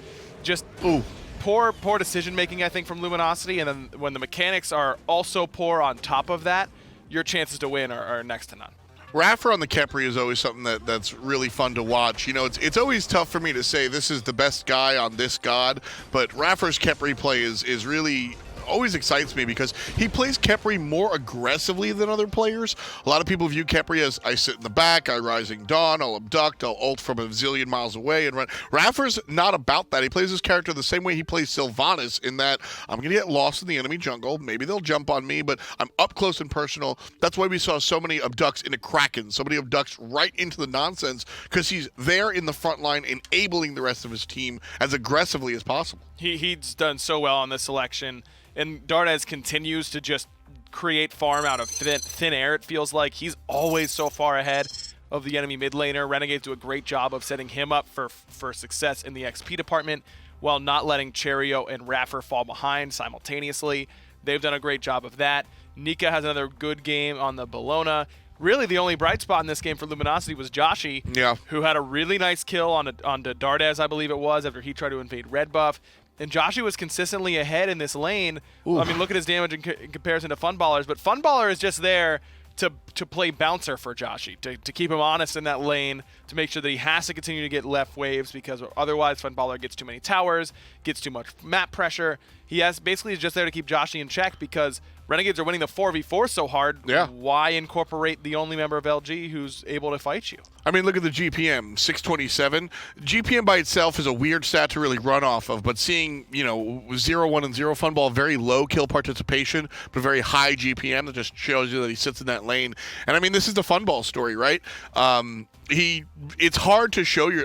We keep saying Funball is a great player, and for the 5 years that we've seen him, he just hasn't been that great player because he's stuck on bad teams. This is a great game to kind of show you, like, yeah, sometimes as a hunter, you just don't matter. Like, if you don't get to that 30-minute mark, I mean, your team can win elsewhere or lose elsewhere, as Funball has experienced in the past. So this is Funball's thesis, like, hey, I told you. And he can do both. I mean, game one, he goes, 3-0 and 11 on the Chronos as a part of so many different kills. That game, he's just there to tether Joshy to the duo lane and make sure that he can't rotate in. The 4v4 from the other members of Luminosity just didn't have a prayer, I think, of winning that game. Just like I said, I started off with a joke, but straight up, just clean stuff. Clean stuff. Renegades are looking like a team that are supposed to win and just come out and do it. Again, another game very, very short in comparison to what we've been used to seeing. Game 3, P's and B's, pretty please, as we look at LG on the first pick. And I think Luminosity, you go back to the AMC. Joshy played well on it. I've got no problem with them taking that first overall yet again. It's just what else you need in addition to that. The Athena taunts were fine from Kiki, I think. He was late on a couple of Athena ults for sure. Maybe you go something different in the mid lane. I just don't think Raijin is particularly good right now. Taka was saying that too. What is it about Raijin that y'all don't like? He doesn't impress me the way he used to. He doesn't clear the wave so much faster than enemy mid laners anymore. He doesn't provide damage in the mid game as much as other mages do these days. Okay. He's just, it's just sheer numbers, I think, that stop him from being a high value pick. I don't think he's bad. Right, I understand. I just don't think that he's great right now. He just don't impress you much. And I don't think it's a coincidence that it's only teams like LG and like Trifecta that are picking Raijin these days. It's fair to say. Fair to say for sure. LG right now, ban out the Merlin and the Naja, character that's been very powerful for Renegades. I agree with the Naja, man. And I like the it Zeus too. And the Freya across the way. But I love this adaptation from Renegades. This is where you kind of call the audible. They banned Jormungandr here last time. Now LG has to make a choice. They can't take AMC and Jorm at the same time. I like the idea. Stick to AMC. This is the pick that Joshy did very well on. Yep. And I do think it's scarier to give Dardez AMC than it is to give Nika Jormungandr, but it's close. Renegades are taking that Jorm 100%. When I look at this LG team, and maybe this is an easy statement, but I can't help but think that they would do well with a coach. This team just needs a coach. Obviously, they're not good, and that seems like a nothing statement. But when the camera goes with them in their player booth, this team just looks lost. Like in between games, they're conversing and just going off of faces. It just seems like they don't know how to respond. We see it in game. I think they need another mind. Not saying that these guys are dumb, but that outside perspective is so important. And I don't know. Like we said before, literally any change to LG is kind of positive because everything's been negative. But Sure. I just think they need another brain in there, man. Yeah, I don't know. I mean, it's easy to feel lost, I think, when you're 0-7 or 0-8. Yeah, I'm not bashing them for it. They Right. kind of should feel lost, but looking at them in between games, they just don't know what went wrong. They need somebody in that room, I think. I think that's really, we talk a lot about how the game has matured. The players have become better at understanding the game and getting it, you know? Picks like Guan Yu are, again, positive for me because if you are playing what everybody else is playing, you're not going to win if you're LG, frankly. Right. I completely agree. To go with something different. And Yeah. Guan Yu, in theory, if this is in the soul lane, I actually like it.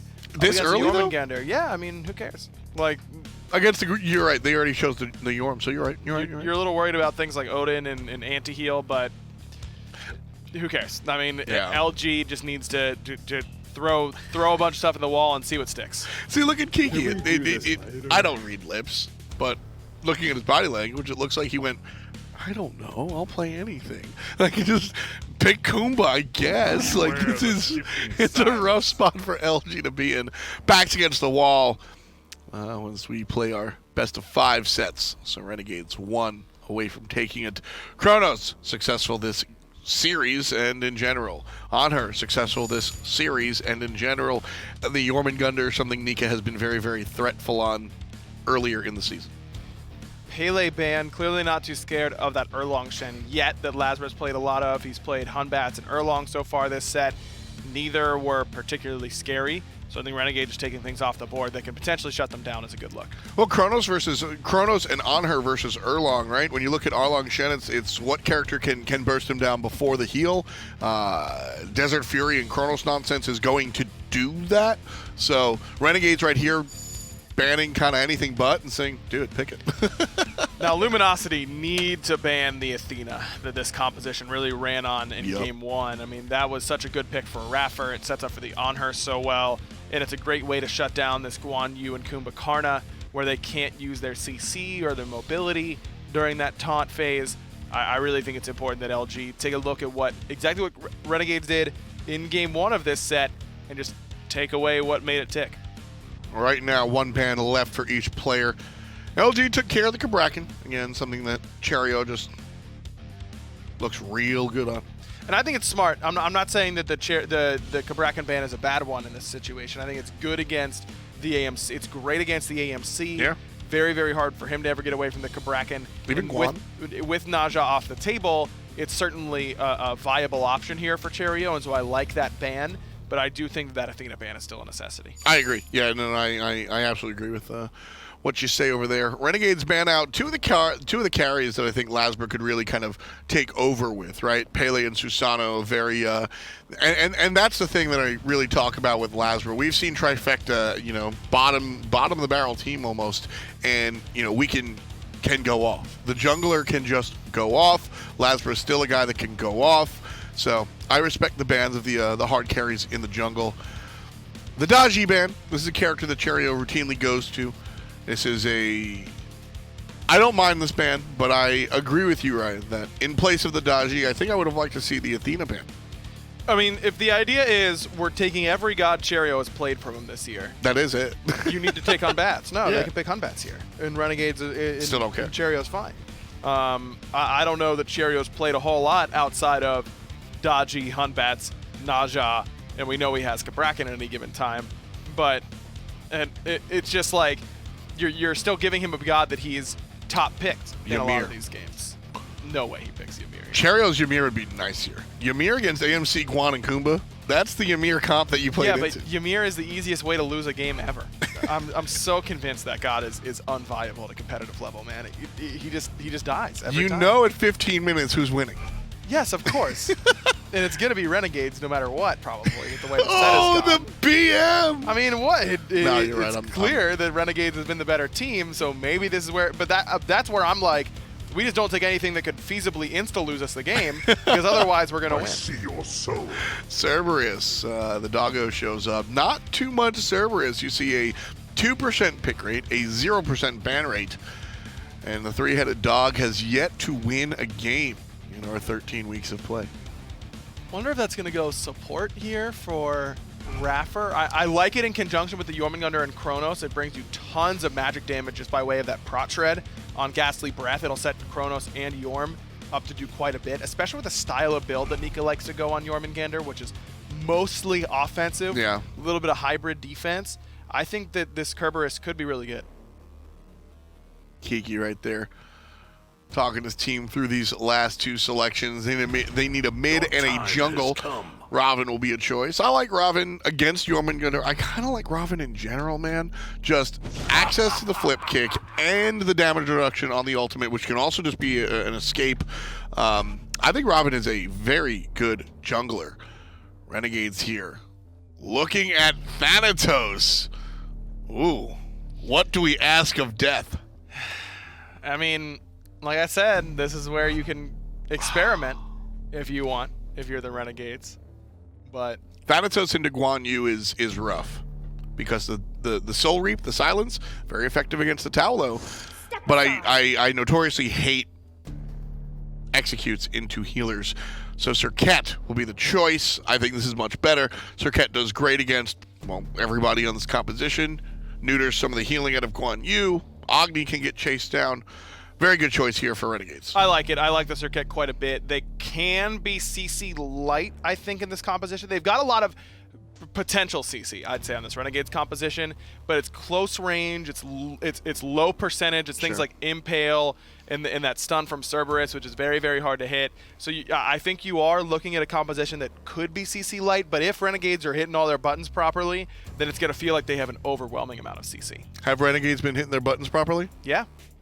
We'll see if they do it in game number 3 here. From Tom and Ryan to John and Taco. Let's get it going. You know, the Des did a whole lot of analysis, but I do think that they've been hitting their buttons properly analysis might be the best piece. And I'm not joking. I mean, LG's been missing too much, I feel like, in this game, even when they have the right ideas about when to go aggressive. And that alone, Finch, I think has caused a slew of problems for Luminosity that they wouldn't have even originally had to deal with. I mean, the team is almost or I shouldn't say almost, but they are handicapping themselves on a lot of these team fight engagements by just being a little bit off the mark here. But I think that this is probably the best composition we've seen for Luminosity all day today. They've got a tanky, controlling composition. It's not just the Guan Yu and the Kumbhakarna that I'm thinking of, but Agni adds so much of that control too with those ranged bombs that he's able to drop. They're going to have plenty of slows on deck from Joshy on this Muzen Cobb. Even Lasbra with the root can cause some problems too. This is a composition that also is effective at multiple points throughout the game. I agree, this is probably their best draft so far. It's got to be careful though. Renegades have a high execution comp that can really work if they do execute. I'm not really worried about Renegades when it comes to execution, Finch. Not after what we've seen from games 1 and 2. Right now, I think that this is Luminosity needing to redeem themselves in just mechanical sense, not even necessarily team fight. Do I expect Luminosity to come out in every single one of these matches in their set against Renegades and dominate? Of course not. I think it's simply too much that's been changed around for Luminosity for them to really have that level of control over a team like Renegades, but you've got to at least get the mechanical part of it right. That's what they're going to look to improve, as Funballer is back on this Chronos that was so dominant in game number 1. And remember, that was when Joshy was with the Jing Wei, right? Who has more tools to escape. When the time stop hits, can airstrike away if she senses she's in that much danger. A lot of tools in which to reposition.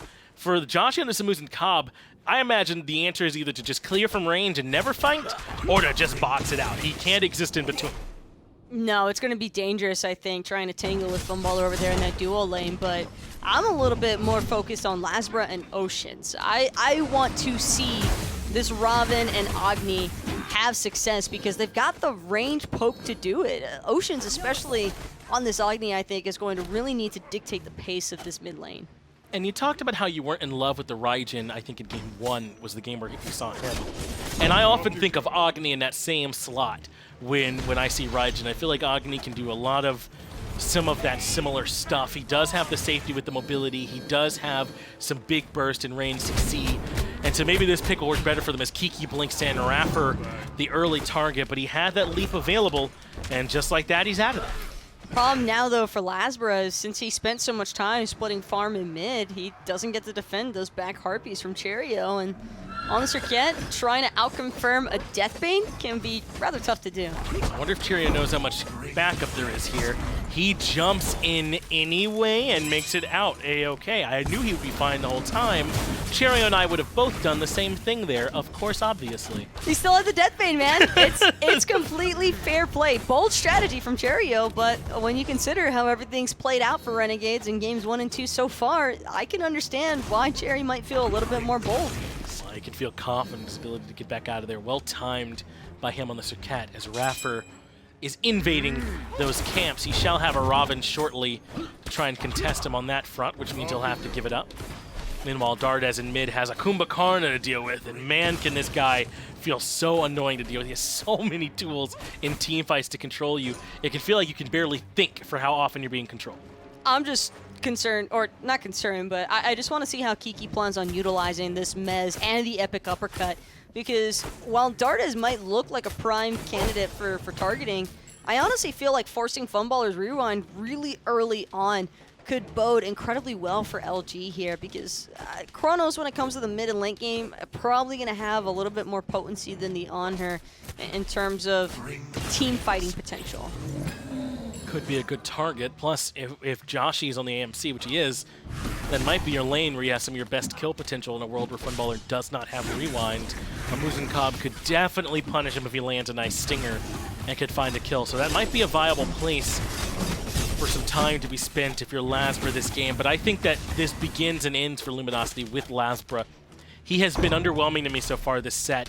And I'm not 100% sure if it's a byproduct of them not having any pressure or him just making some poor decisions. But either way, I don't think that he's had the impact you need from your jungler. If they're going to turn things around, I feel like it starts with him. No, it's been a rough day for sure for Lasbra. Again, I really do think that all the switch-arounds for Luminosity have definitely added some pressure onto their jungler, because it's just never easy when your teammates are constantly swapping roles. But Kiki going to be the first one. Almost in a little bit of trouble there. Cherryo gets a nice Cobra's Kiss off onto the Kumbhakarna, but doesn't use the Deathbane aggressively. Instead, just going to be content with Kiki and Oceans clearing or backing after clearing. Yeah, I have to imagine he must have wanted Oceans there in that matchup and couldn't get him, so instead he just kind of dropped the Cobra's Kiss, realized there's nothing more there, and backed off. Maybe that ends up happening as Joshy gets some nice poke here onto Funballer.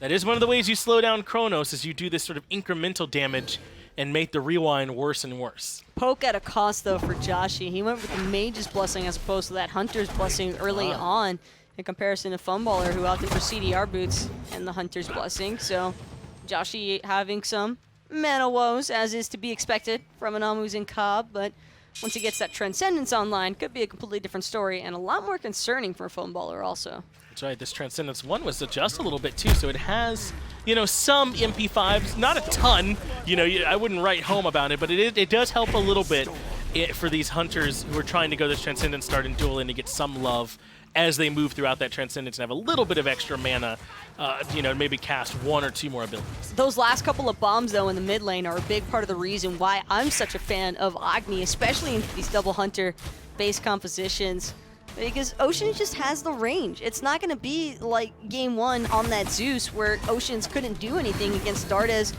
with the Desert Fury and the Pillar. Now, Oceans has that Flame Wave to, or excuse me, the Path of Flames to run away, create some space, and then utilize those bombs, use those Agni stuns, and that burst damage could definitely catch Dardez off guard.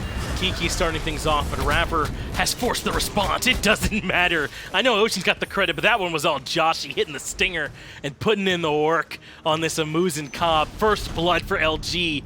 And they've gotten first blood before. They started things off good. How well can they hold on to this pressure? That could be what's important here. Good beads pull there from Kiki onto Funballer. Chronos without beads means he's only got that Rewind left to rely on. Could mean an open entryway for Lasbra now, but it all really depends on how well Renegades can continue to cover this map with vision. Oceans and Lasbra, though, might be enough to deter Rapper from Dardez from trying to challenge on those right side mid Harpies. Feels so good, though, to see the initiation for LG finally working out, where Kiki's not just getting blown up immediately for blinking in and sets up for the team. Rapper had the right idea. He dropped the Stygian Torment on 2 and does get some beads out, but it just wasn't enough to stop them. As soon as they use the beads, they're just able to overwhelm and find that first blood into Cherryo. Well, I think it's still okay, even though he took 1 death on this Serqet. She can kind of shake 1 death off. True. But still probably a death that Cherryo would like to avoid if possible. Not ideal. Kiki now realizing it's not an ideal situation over by Renegade's blue buff. He's going to forfeit that game plan to try and make Nika a little bit more miserable without that mana sustain. But I think that this is also yet another positive change here for Luminosity, because this is probably the first time we've seen Xaylia actually being able to push up past the halfway mark. He's been under pressure for the most part. I wonder how much this Jormungandr in the early levels factors into that. Plus Guan Yu can feel pretty good when you don't have any way to interrupt the Taolu assault. It's just about one of the best abilities you can have. If it can't be stopped in the middle, and in this matchup, he should be a-okay to just continue casting that and channeling the ability. So not too surprised maybe to see it working out. As yet another Pythags piece coming out for Nika. This item has really kind of forced its way into builds and into the pro games nowadays. I wouldn't be surprised if even Funballer, well, now that Nika has a Funballer, probably won't, but we might end up seeing one on the side of LG there too. I think that if Nika hadn't picked up the Pythags, then we definitely see Funballer opting for it instead. And it's all fair play in my mind, Finch. I think that Pythagorean's piece was all that thought, though. Cherryo under fire yet again as Oceans and Kiki continue to give chase, but it's going to be Lasbra who catches up first. Lasbra is going to be expended, just trying to buy Cherryo a little bit more time. But Cherryo, he's perfectly fine. Meanwhile, Joshy going to get controlled and dead. Yeah, Raffer and Funballer were able to get the 2-man gank on him in duo lane. Lasbra has now joined in. This should keep Kiki alive. The Kumbhakarna passive, I think, working wonders. Look at the damage from Dardez on this Anhur mid. The bravery from Kiki. Those beads almost meant the end of him, as Dardez undeterred here in this matchup in the middle lane. But still, though, they only lose 1. That could have been a lot worse for LG. But Lasbra missing the Rhystic Rush there onto Cherryo, it just leaves the open-ended question of what if.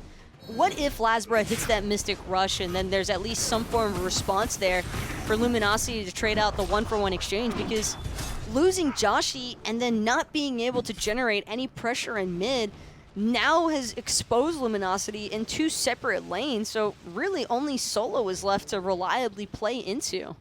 And Raffer did a good job, I imagine, setting that one up for Funballer. 1-0-0 now on the Chronos.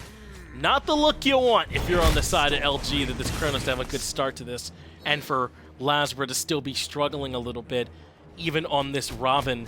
And really, I'm surprised that LG have been able to do so well, because it really has not been around Lasbra. What they've done well has been around Kiki and Oceans for the most part. But I imagine they picked this Raven to be the one that kind of drags them through the early game until something like a Guan Yu and the Muzen can come online. Well, I think that Lasbra on the Raven, though, while he was meant to be exactly that, Finch, has just kind of struggled with flattening his abilities to make the impact. I hate saying that out loud, but that's really just been the case. Lasbra has had a lot of issues here, and I'm really not wanting to factor it in as just chalking it up to nerves alone, but there doesn't seem to be exactly the same form of communication happening across the board here for Luminosity in terms of intent. Yeah, there might be some jungle rust still there for Lasbra. My man was very, very good at it in Season 5. I mean, we even had him on the analyst desk. I mean, this guy clearly has a strong mind for the game. It's just going to take some time, I think, to kick it up into gear as Dardez makes it out. Raffer controls the fight well with Stygian Torment and still has the leap that gets him out of there. Yet again, LG pulled the trigger, but can't hit the target. I almost think Lasbra could have honestly Mystic Rushed Dardez underneath the Tier 1 tower and gotten out, saved the Prana hands even for Dardez's follow-up just to solidify that pick there, since Raffer didn't have the Stygian Torment to interfere. But a little bit of hesitancy from Lasbra, and it's to be expected as well, because it's tough wanting to dive towers against the Renegades. I want to make sure I clarify, my metaphor wasn't about their accuracy, which has been a point for us. It was just that they took their shot and it just didn't quite hit home the way they wanted yet again in the middle lane. Cherryo, on the other hand, can't find anything there. Lasbra's a difficult target on the Raven to lock down. Overhead kick remains a very good ability, and now it's Funballer's time to make it through the gank. Beads into the time stop, well executed. Funballer should be a-okay. Not the first time, though, that Luminosity have managed to pull Funballer's beads. It's just that they haven't really been able to do much with it after getting the cooldown of the relic, and as long as Luminosity aren't able to have that stuff after the stuff, then it's almost kind of pointless pulling Funballer's beats, you know? Because you'd expect that there would be a level of burst damage to try and deal with that, and I think normally that's meant to be Lasbra, but every single time Lasbra tries to generate those types of situations for Luminosity, it just goes south. Funballer not even worried about Lasbra here, just backing in the wave in his face. Clearly Lasbra's not a deterrent to him with a 3-level lead.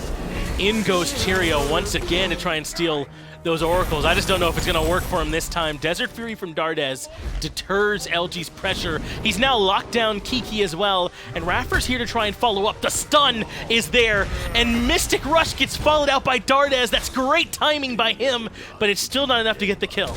Kiki, though, now on the retreat, trying to create some space, but it's Nika in that World War ultimate going to catch him with the final tick. A good mez going to buy Kiki a little bit more time, trying to find the route under the tower. Go for it. Instead, gets hit by his own passive. And that Jorm auto, way too much for Kiki to have any sort of chance for survival there. I think he'd have lived, too. The problem was just that Nika was just inside tower range. So when Kiki landed the mez, it was immediately broken by the tower shot, and so then Nika was able to complete the kill underneath the tier 2. A nice idea from LG, man. I like what they were going for there, but Cherryo sets all that up by being aggressive on those oracles, and the rest of Renegades are there to follow up, and they punish him. Well, was it Cherryo being aggressive, or was it Oceans and Kiki trying to aggress onto Cherryo, Finch? That's what he jumped it looked like into to me. oracles. I don't know how other way to say it. Hey, but there were 2 members from Luminosity right there willing to accept the fight. They just couldn't close out the process. And I think if Lasbra had been there a little bit sooner, you know, maybe something else happens. But Lasbra was preoccupied with Funballer over in duo. Joshy has no life steals. He tries to force this, so he's down to half HP. Stygian Torments force the beads, and Renegades get the Gold Fury. They keep it leashed. Kiki did look for the epic uppercut into Funballer, but all of a sudden Raffer's too far forward, and Joshy completes the kill. It's support for the Gold Fury, but Renegades got to be happy with that. Dardez now on the run, but Funballer looks like he wants to play. Gonna actually chase back Lasbra. Nice bomb stun from Oceans. Gonna buy a little bit more time here, but Oceans is only level 11. Now Funballer's back into the action because Cherryo has rejoined the fray. Last breath brings Kiki down very, very low, but a good stun from Oceans slows the aggression down for now, but Cherryo blinks in. Kiki without the passive is dead. Lasbra's in some trouble too, but a good route keeps him alive. A better bomb, though, from Oceans turned the situation around. And now Funballer and Cherryo might have bit off a little bit too much. The rewind at least allows the Chronos to disengage. I say that, but he's still looking for the fight. Funballer better have somebody coming soon. No, instead he's just got Dardez clearing out the entirety of Luminosity's jungle while they're all distracted trying to kill this Chronos. Still had the beads available, so he avoids the stun. Oh, they're gonna get pincered. Yeah, now it's the reverse bait from Renegades. Joshy and Oceans set up to be cut out by a full HP, full mana on her. Dardez left Joshy, assumed that Funballer would win the 1v1, instead wants Oceans. Dardez might be able to find it too, just needs the impale to connect, and he finds it weaved perfectly through the creep wave as well, as Funballer continues to pick up what was left of Joshy on the backside, and Luminosity being punished one more time for overstaying. And Renegades have now taken those bumpers off when they're bowling. They're just kind of throwing the ball around wildly and trusting their own individual skill to carry them through. I mean, Cherryo and Funballer, the 2v3 that they're just diving over there in dual lanes so prolonged, that feels like too much to me, and they still come out on top. Yeah, but when Funballer actively re-aggresses into 3 different members after with the rewind, like a fart of a mana bar, I don't really see any other thought process that should enter your mind except for someone else is coming, we need to leave. And that like just never goes off for Luminosity. Yeah, they need to get out of there at some point, it feels like, in that fight. But I mean, it's too tempting. It's just these two, it's just the Chronos, it's just the Serqet. The rewind's down at this point. We could get them, right? And no, Joshy, or not Joshy rather, but Dardez is making the rotation on the Anhur, and unfortunately, we all saw how that ended. Yeah, I think that Luminosity wished that they could forget about how that just went down. And Luminosity actually going to take a second here to go for a little bit of a pause, maybe try and regain some of their senses surrounding some of these team fights. But I think that Lasbra at least landed most of his abilities in the last fight? Yes, Lasbra's been playing a little bit better in some of these last engagements. It looks like it might be a moment, too. I just saw Oceans walk by, so it might be, they're not ready, it looks like, to get right back in just yet. But I agree, Lasbra has looked a little bit better in some of these last engagements, but I kind of feel like his window might have already shut. I'm not saying Ravana is useless in the mid to late game, but you pick Ravana because he's so strong early. Even pre-level 5, the root, the slow, he has so many tools, and Lasbra couldn't really use any of them in that early game. He definitely doesn't feel good when you are behind by more than one level at that. It's just that Lasbra is constantly with these experience disparities to Cherryo, and not just Cherryo, but legit all of the carries that you would ideally target as a Ravana are just unavailable to you because Funballer's on the Chronos. That's already annoying enough as is. Probably never going to see any serious gank opportunities happen in that dual lane, but I don't know. It just doesn't feel clean from Luminosity, and I think Renegades are even entertaining it to a certain extent. Yes, but 100%. Renegades are at least still looking for objectives. They're still finding the buff invades. They're still controlling the vast majority of the map, so much so that Luminosity feel as though they have to constantly try and look for these forced picks. They do. It does feel like you said. I think the word you used in game 2 was desperate, and it feels a little bit like that from some of what I'm seeing from LG. It also feels like Renegades have dropped a little bit in terms of their restraint in this third game, right? I mean, not in terms of their player, how seriously they're taking it, but in terms of the fights they're willing to go for, in terms of whether or not they're playing as cleanly as we know that they're capable of. If they were maybe in a slightly more high stakes match for them, they've dropped a little bit down, and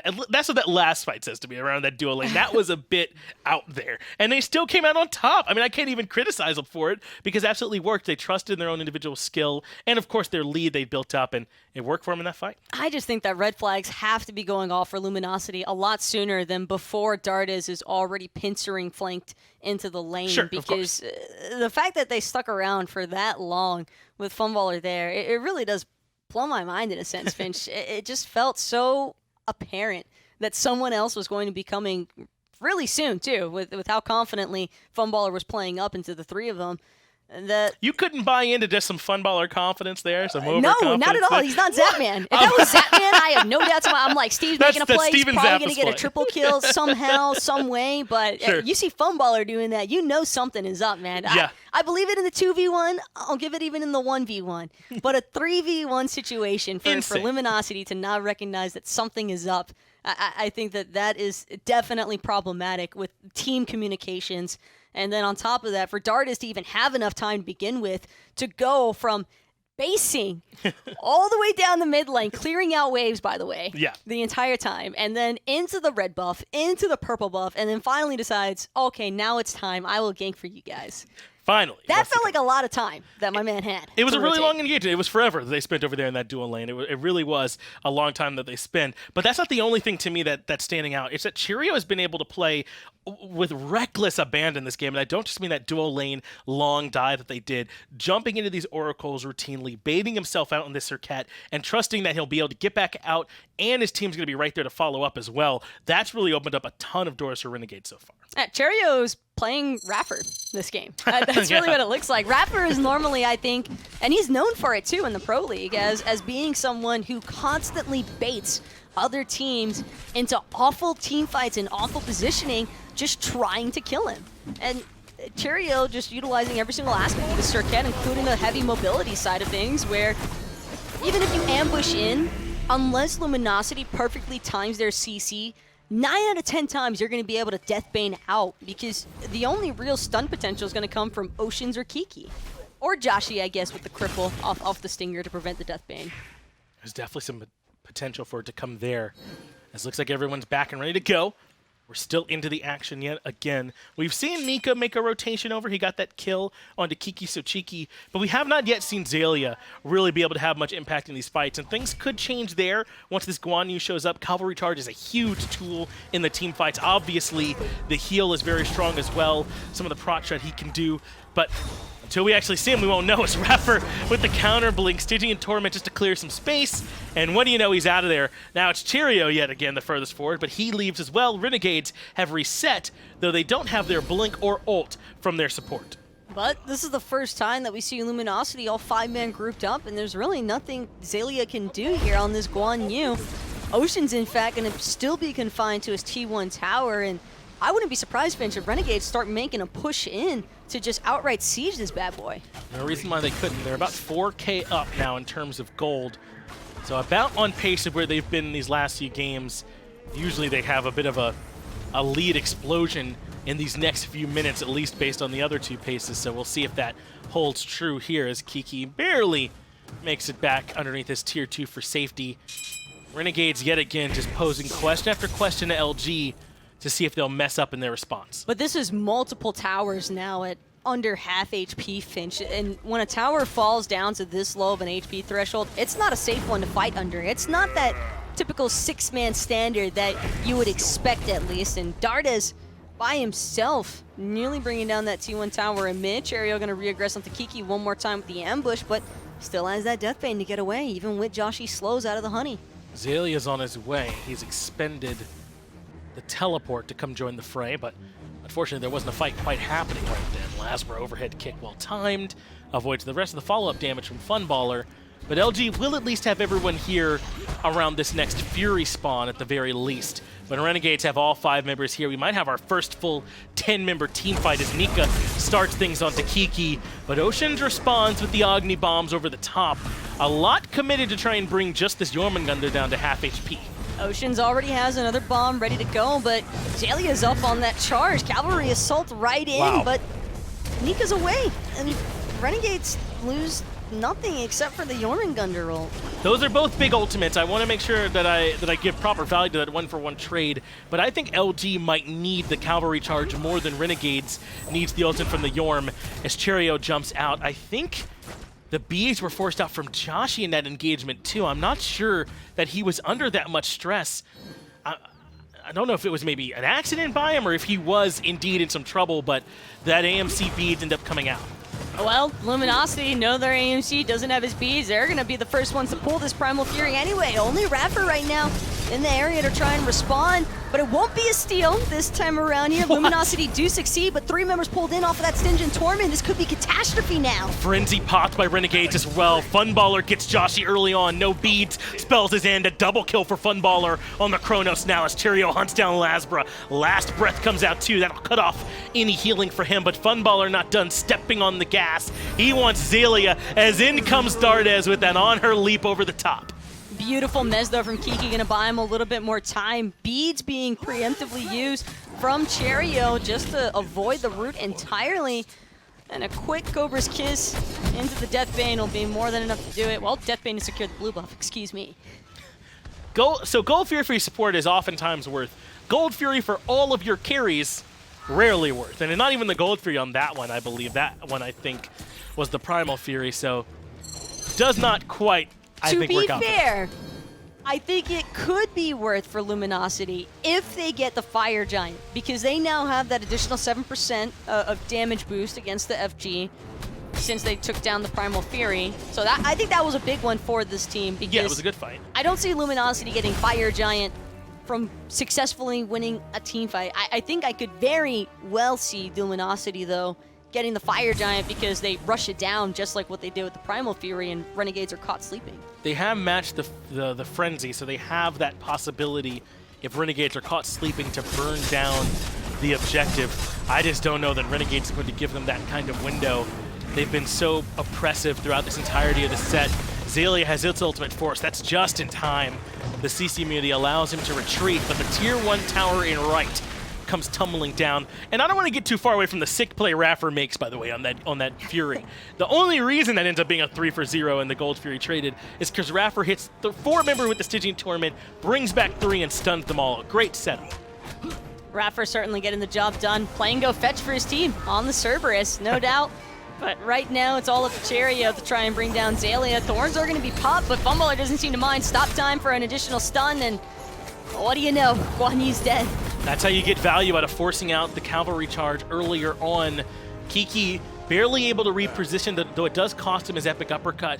Cherryo yet again in between 2, runs back towards Lasbra, still has Deathbane, but Mystic Rush used to get Lasbra over the wall. Cherryo avoids the slow, and if he can juke long enough, he can get that Deathbane back up, but overhead kick and the root are too much Dardez eventually, though, hunts down Kiki all the way to the Phoenix, and they should be able to grab the right side Phoenix as well. They bought way more than enough time.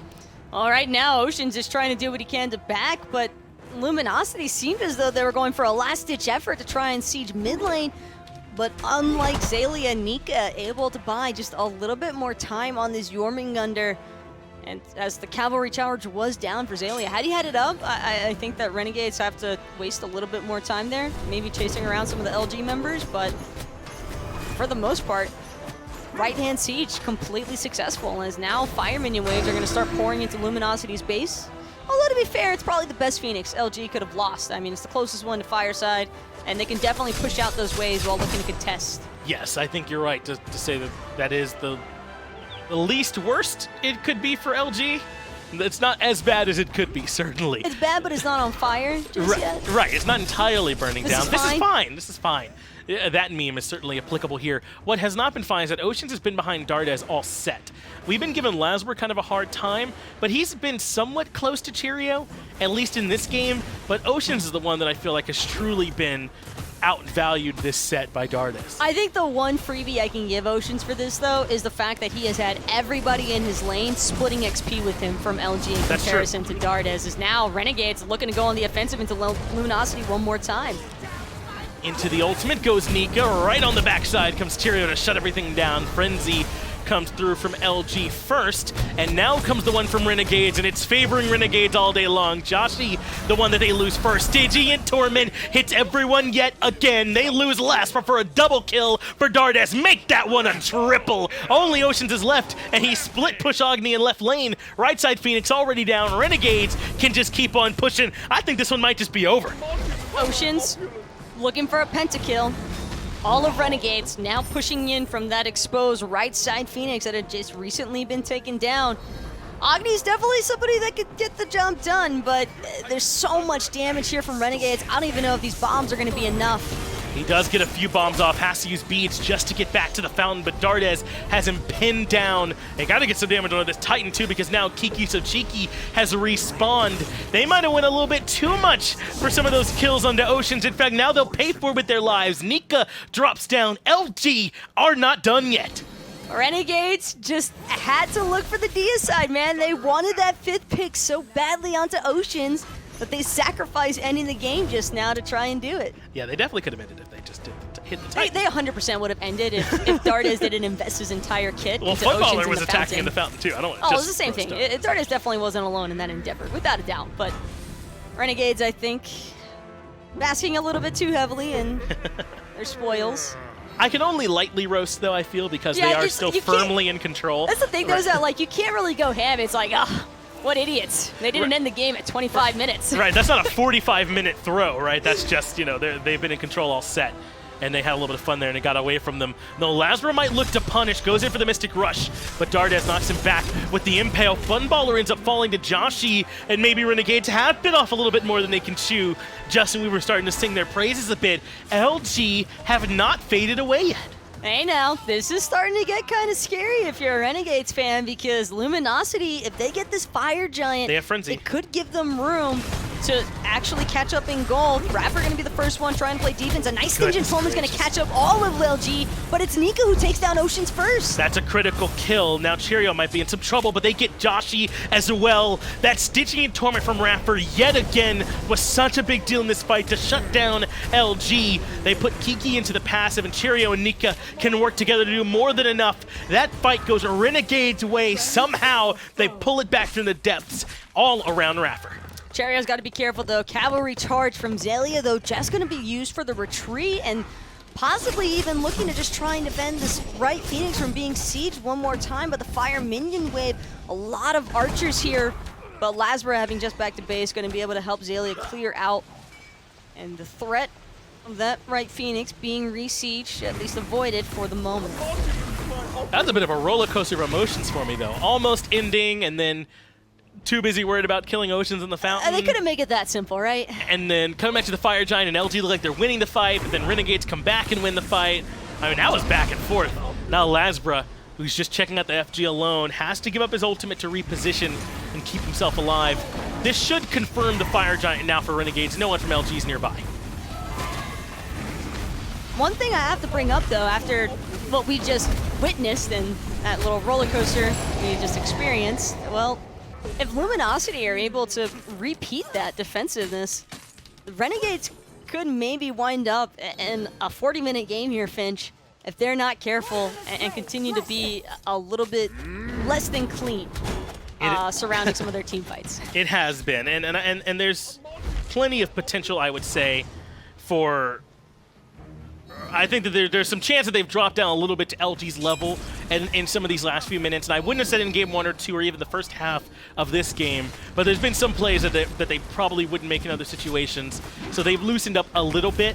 But even still, I think they've maintained control of this game except for that small scare around the Fire Giant, so it's nothing that I can truly criticize the team for. Renegades would never, I think, put the game at risk or anything like that, even if they do maybe loosen up a tiny bit. Nah, MSI is still hovering in the back of their minds for sure, and Renegades as well. I think not a team looking to give any sort of freebies whatsoever to Luminosity, as Nika going to lead the charge with that World War ultimate. Raffer getting blown up so far, but so is Oceans as he goes down for the count. Kiki soon to join him, make that a double kill for Nika as he brings down Joshy as well. Nika gets the triple kill on the Jormungandr as he completes the rampage. 3 up against 1, it's just Lasbra left. And now that Nika's moved in, they still have plenty of damage here with Funballer, but they have to make sure they take care of this Robin. He could be a problem, but they kill him to complete the deicide, and this time Renegades should be able to complete the game. A 3-0 over LG with no game going beyond the 30-minute mark. Well, Cherryo will take his spill to the Order Titan, but you're right, Finch. The set has already been decided. 3-0 here for the Renegades, and I gotta say, for the most part, that was all in Renegades' control. Yes, I would say so too. I mean, the way that they played that was, especially in those first 2 games, very, very clean, very clinical from this Renegades team, and then still showing that even if things get slightly looser in game number 3, they can remain in control of it that entire time. I mean, LG, I'm still worried that this team doesn't know what its identity is. I mean, I didn't see a cohesive strategy across the 3 sets, or even within each individual game. There was maybe some attempts to gank solo in game 1, and game 2 it seemed even less like I saw anything. I mean, has LG gotten closer, do you think? Or honestly, I think they've gotten further away from their identity as a team in comparison to when they first started out. But you also have to remember that all of these teams have undergone a lot of changes since the start of Season 6, and Renegades are still a little bit of the oddball factor because no team is ever going to look the same after suffering a set loss, and especially teams like Renegades that have such veteran experienced players like Raffer, like Funballer. Those are going to be the ones that you really have to keep an eye out for constant changes. I think so too. Renegades have been kind of flipping the script on this LG team, and they could not quite keep up. A clean 3-0 win for them. Let's go ahead and have them break it down. Fantastic stuff here out of Renegades. Almost thought they were going to win a little bit earlier there, but Oceans was up, and I mean, you can't let Oceans live. It's like Titan and Oceans are the 2 things you have to kill there, and they could only kill one of them, and it wasn't Oceans. We had a lot of the pros in the break room watching this one, and they were just like, man, Ocean's best player in the world, you know, just stopping an entire Renegades team from winning the game. Huge plays, man. Great stuff. Still not enough for LG to take it, so a 3-0 in the direction of the red team. Good stuff out of the Bandits. I liked what I saw in general, just good stuff. We kind of had some fun after game number 2, and we're like, well, do Renegades push their buttons well? But, you know, at the end of the day, Ryan, I really don't think there's that much coach's playbook to open up. I really think that Renegades just played better Smite. Raffer played so well on the Cerberus, man. I was worried about, you know, the consistency of the paralyzing spit. Certainly didn't need to be. He was landing those really, really well. Dardez plays another sick Anhur game, that time stealing the Gold Fury away from Luminosity.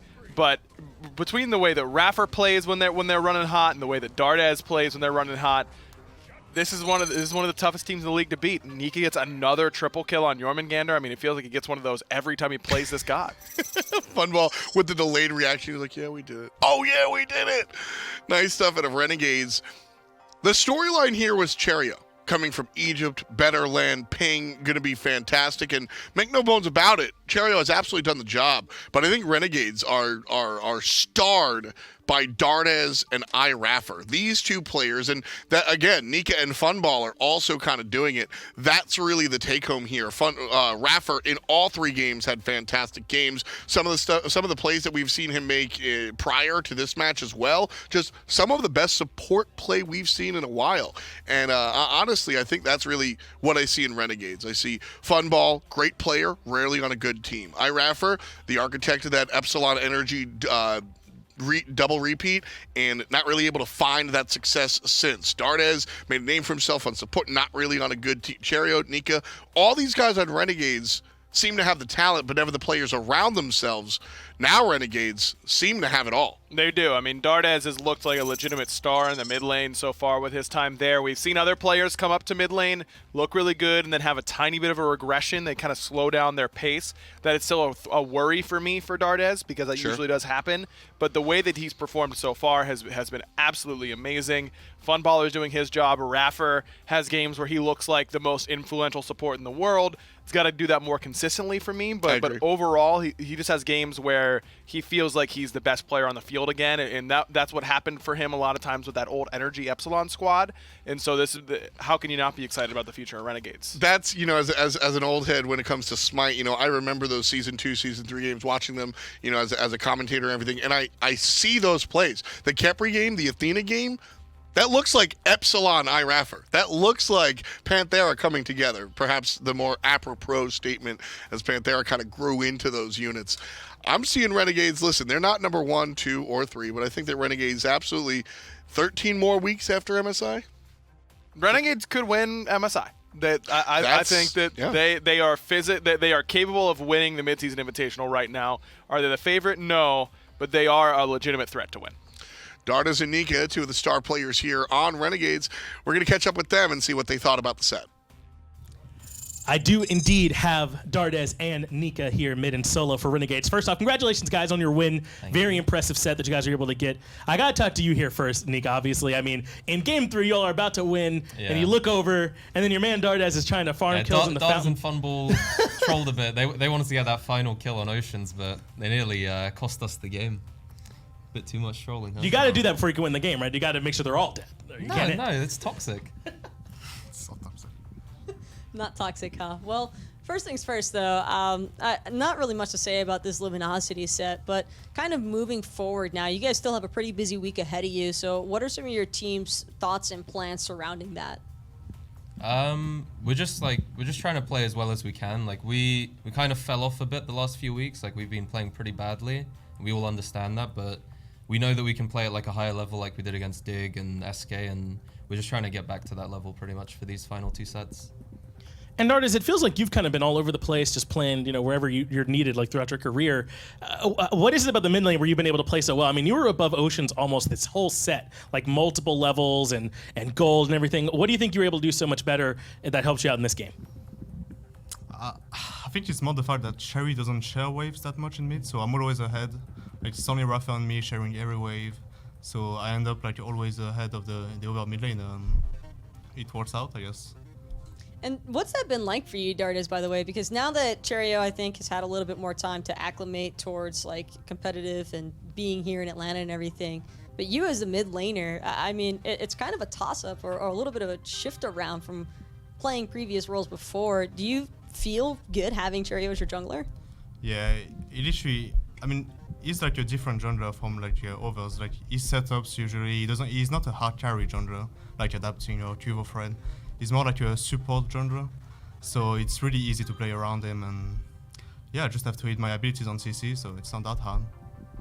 Well, Nika, in Game 1, it really felt like, I don't know, their game plan was to try and come harass you as much as possible. Talk to me about Game 1 and why that, I guess, didn't work out for them so well. I'm used to it. Scrims is the same. It's just always people in solo, so you know what? I just couldn't be bothered, man. We're just ulting out, trying to not die, and just keep the lane even as much as I can. Let them invade reds. Well, you did a pretty good job from where I'm sitting. Once again, Dardez and Nika, congratulations, you guys, on your wins, and we'll be right back with some more SPL after this break. Thank you.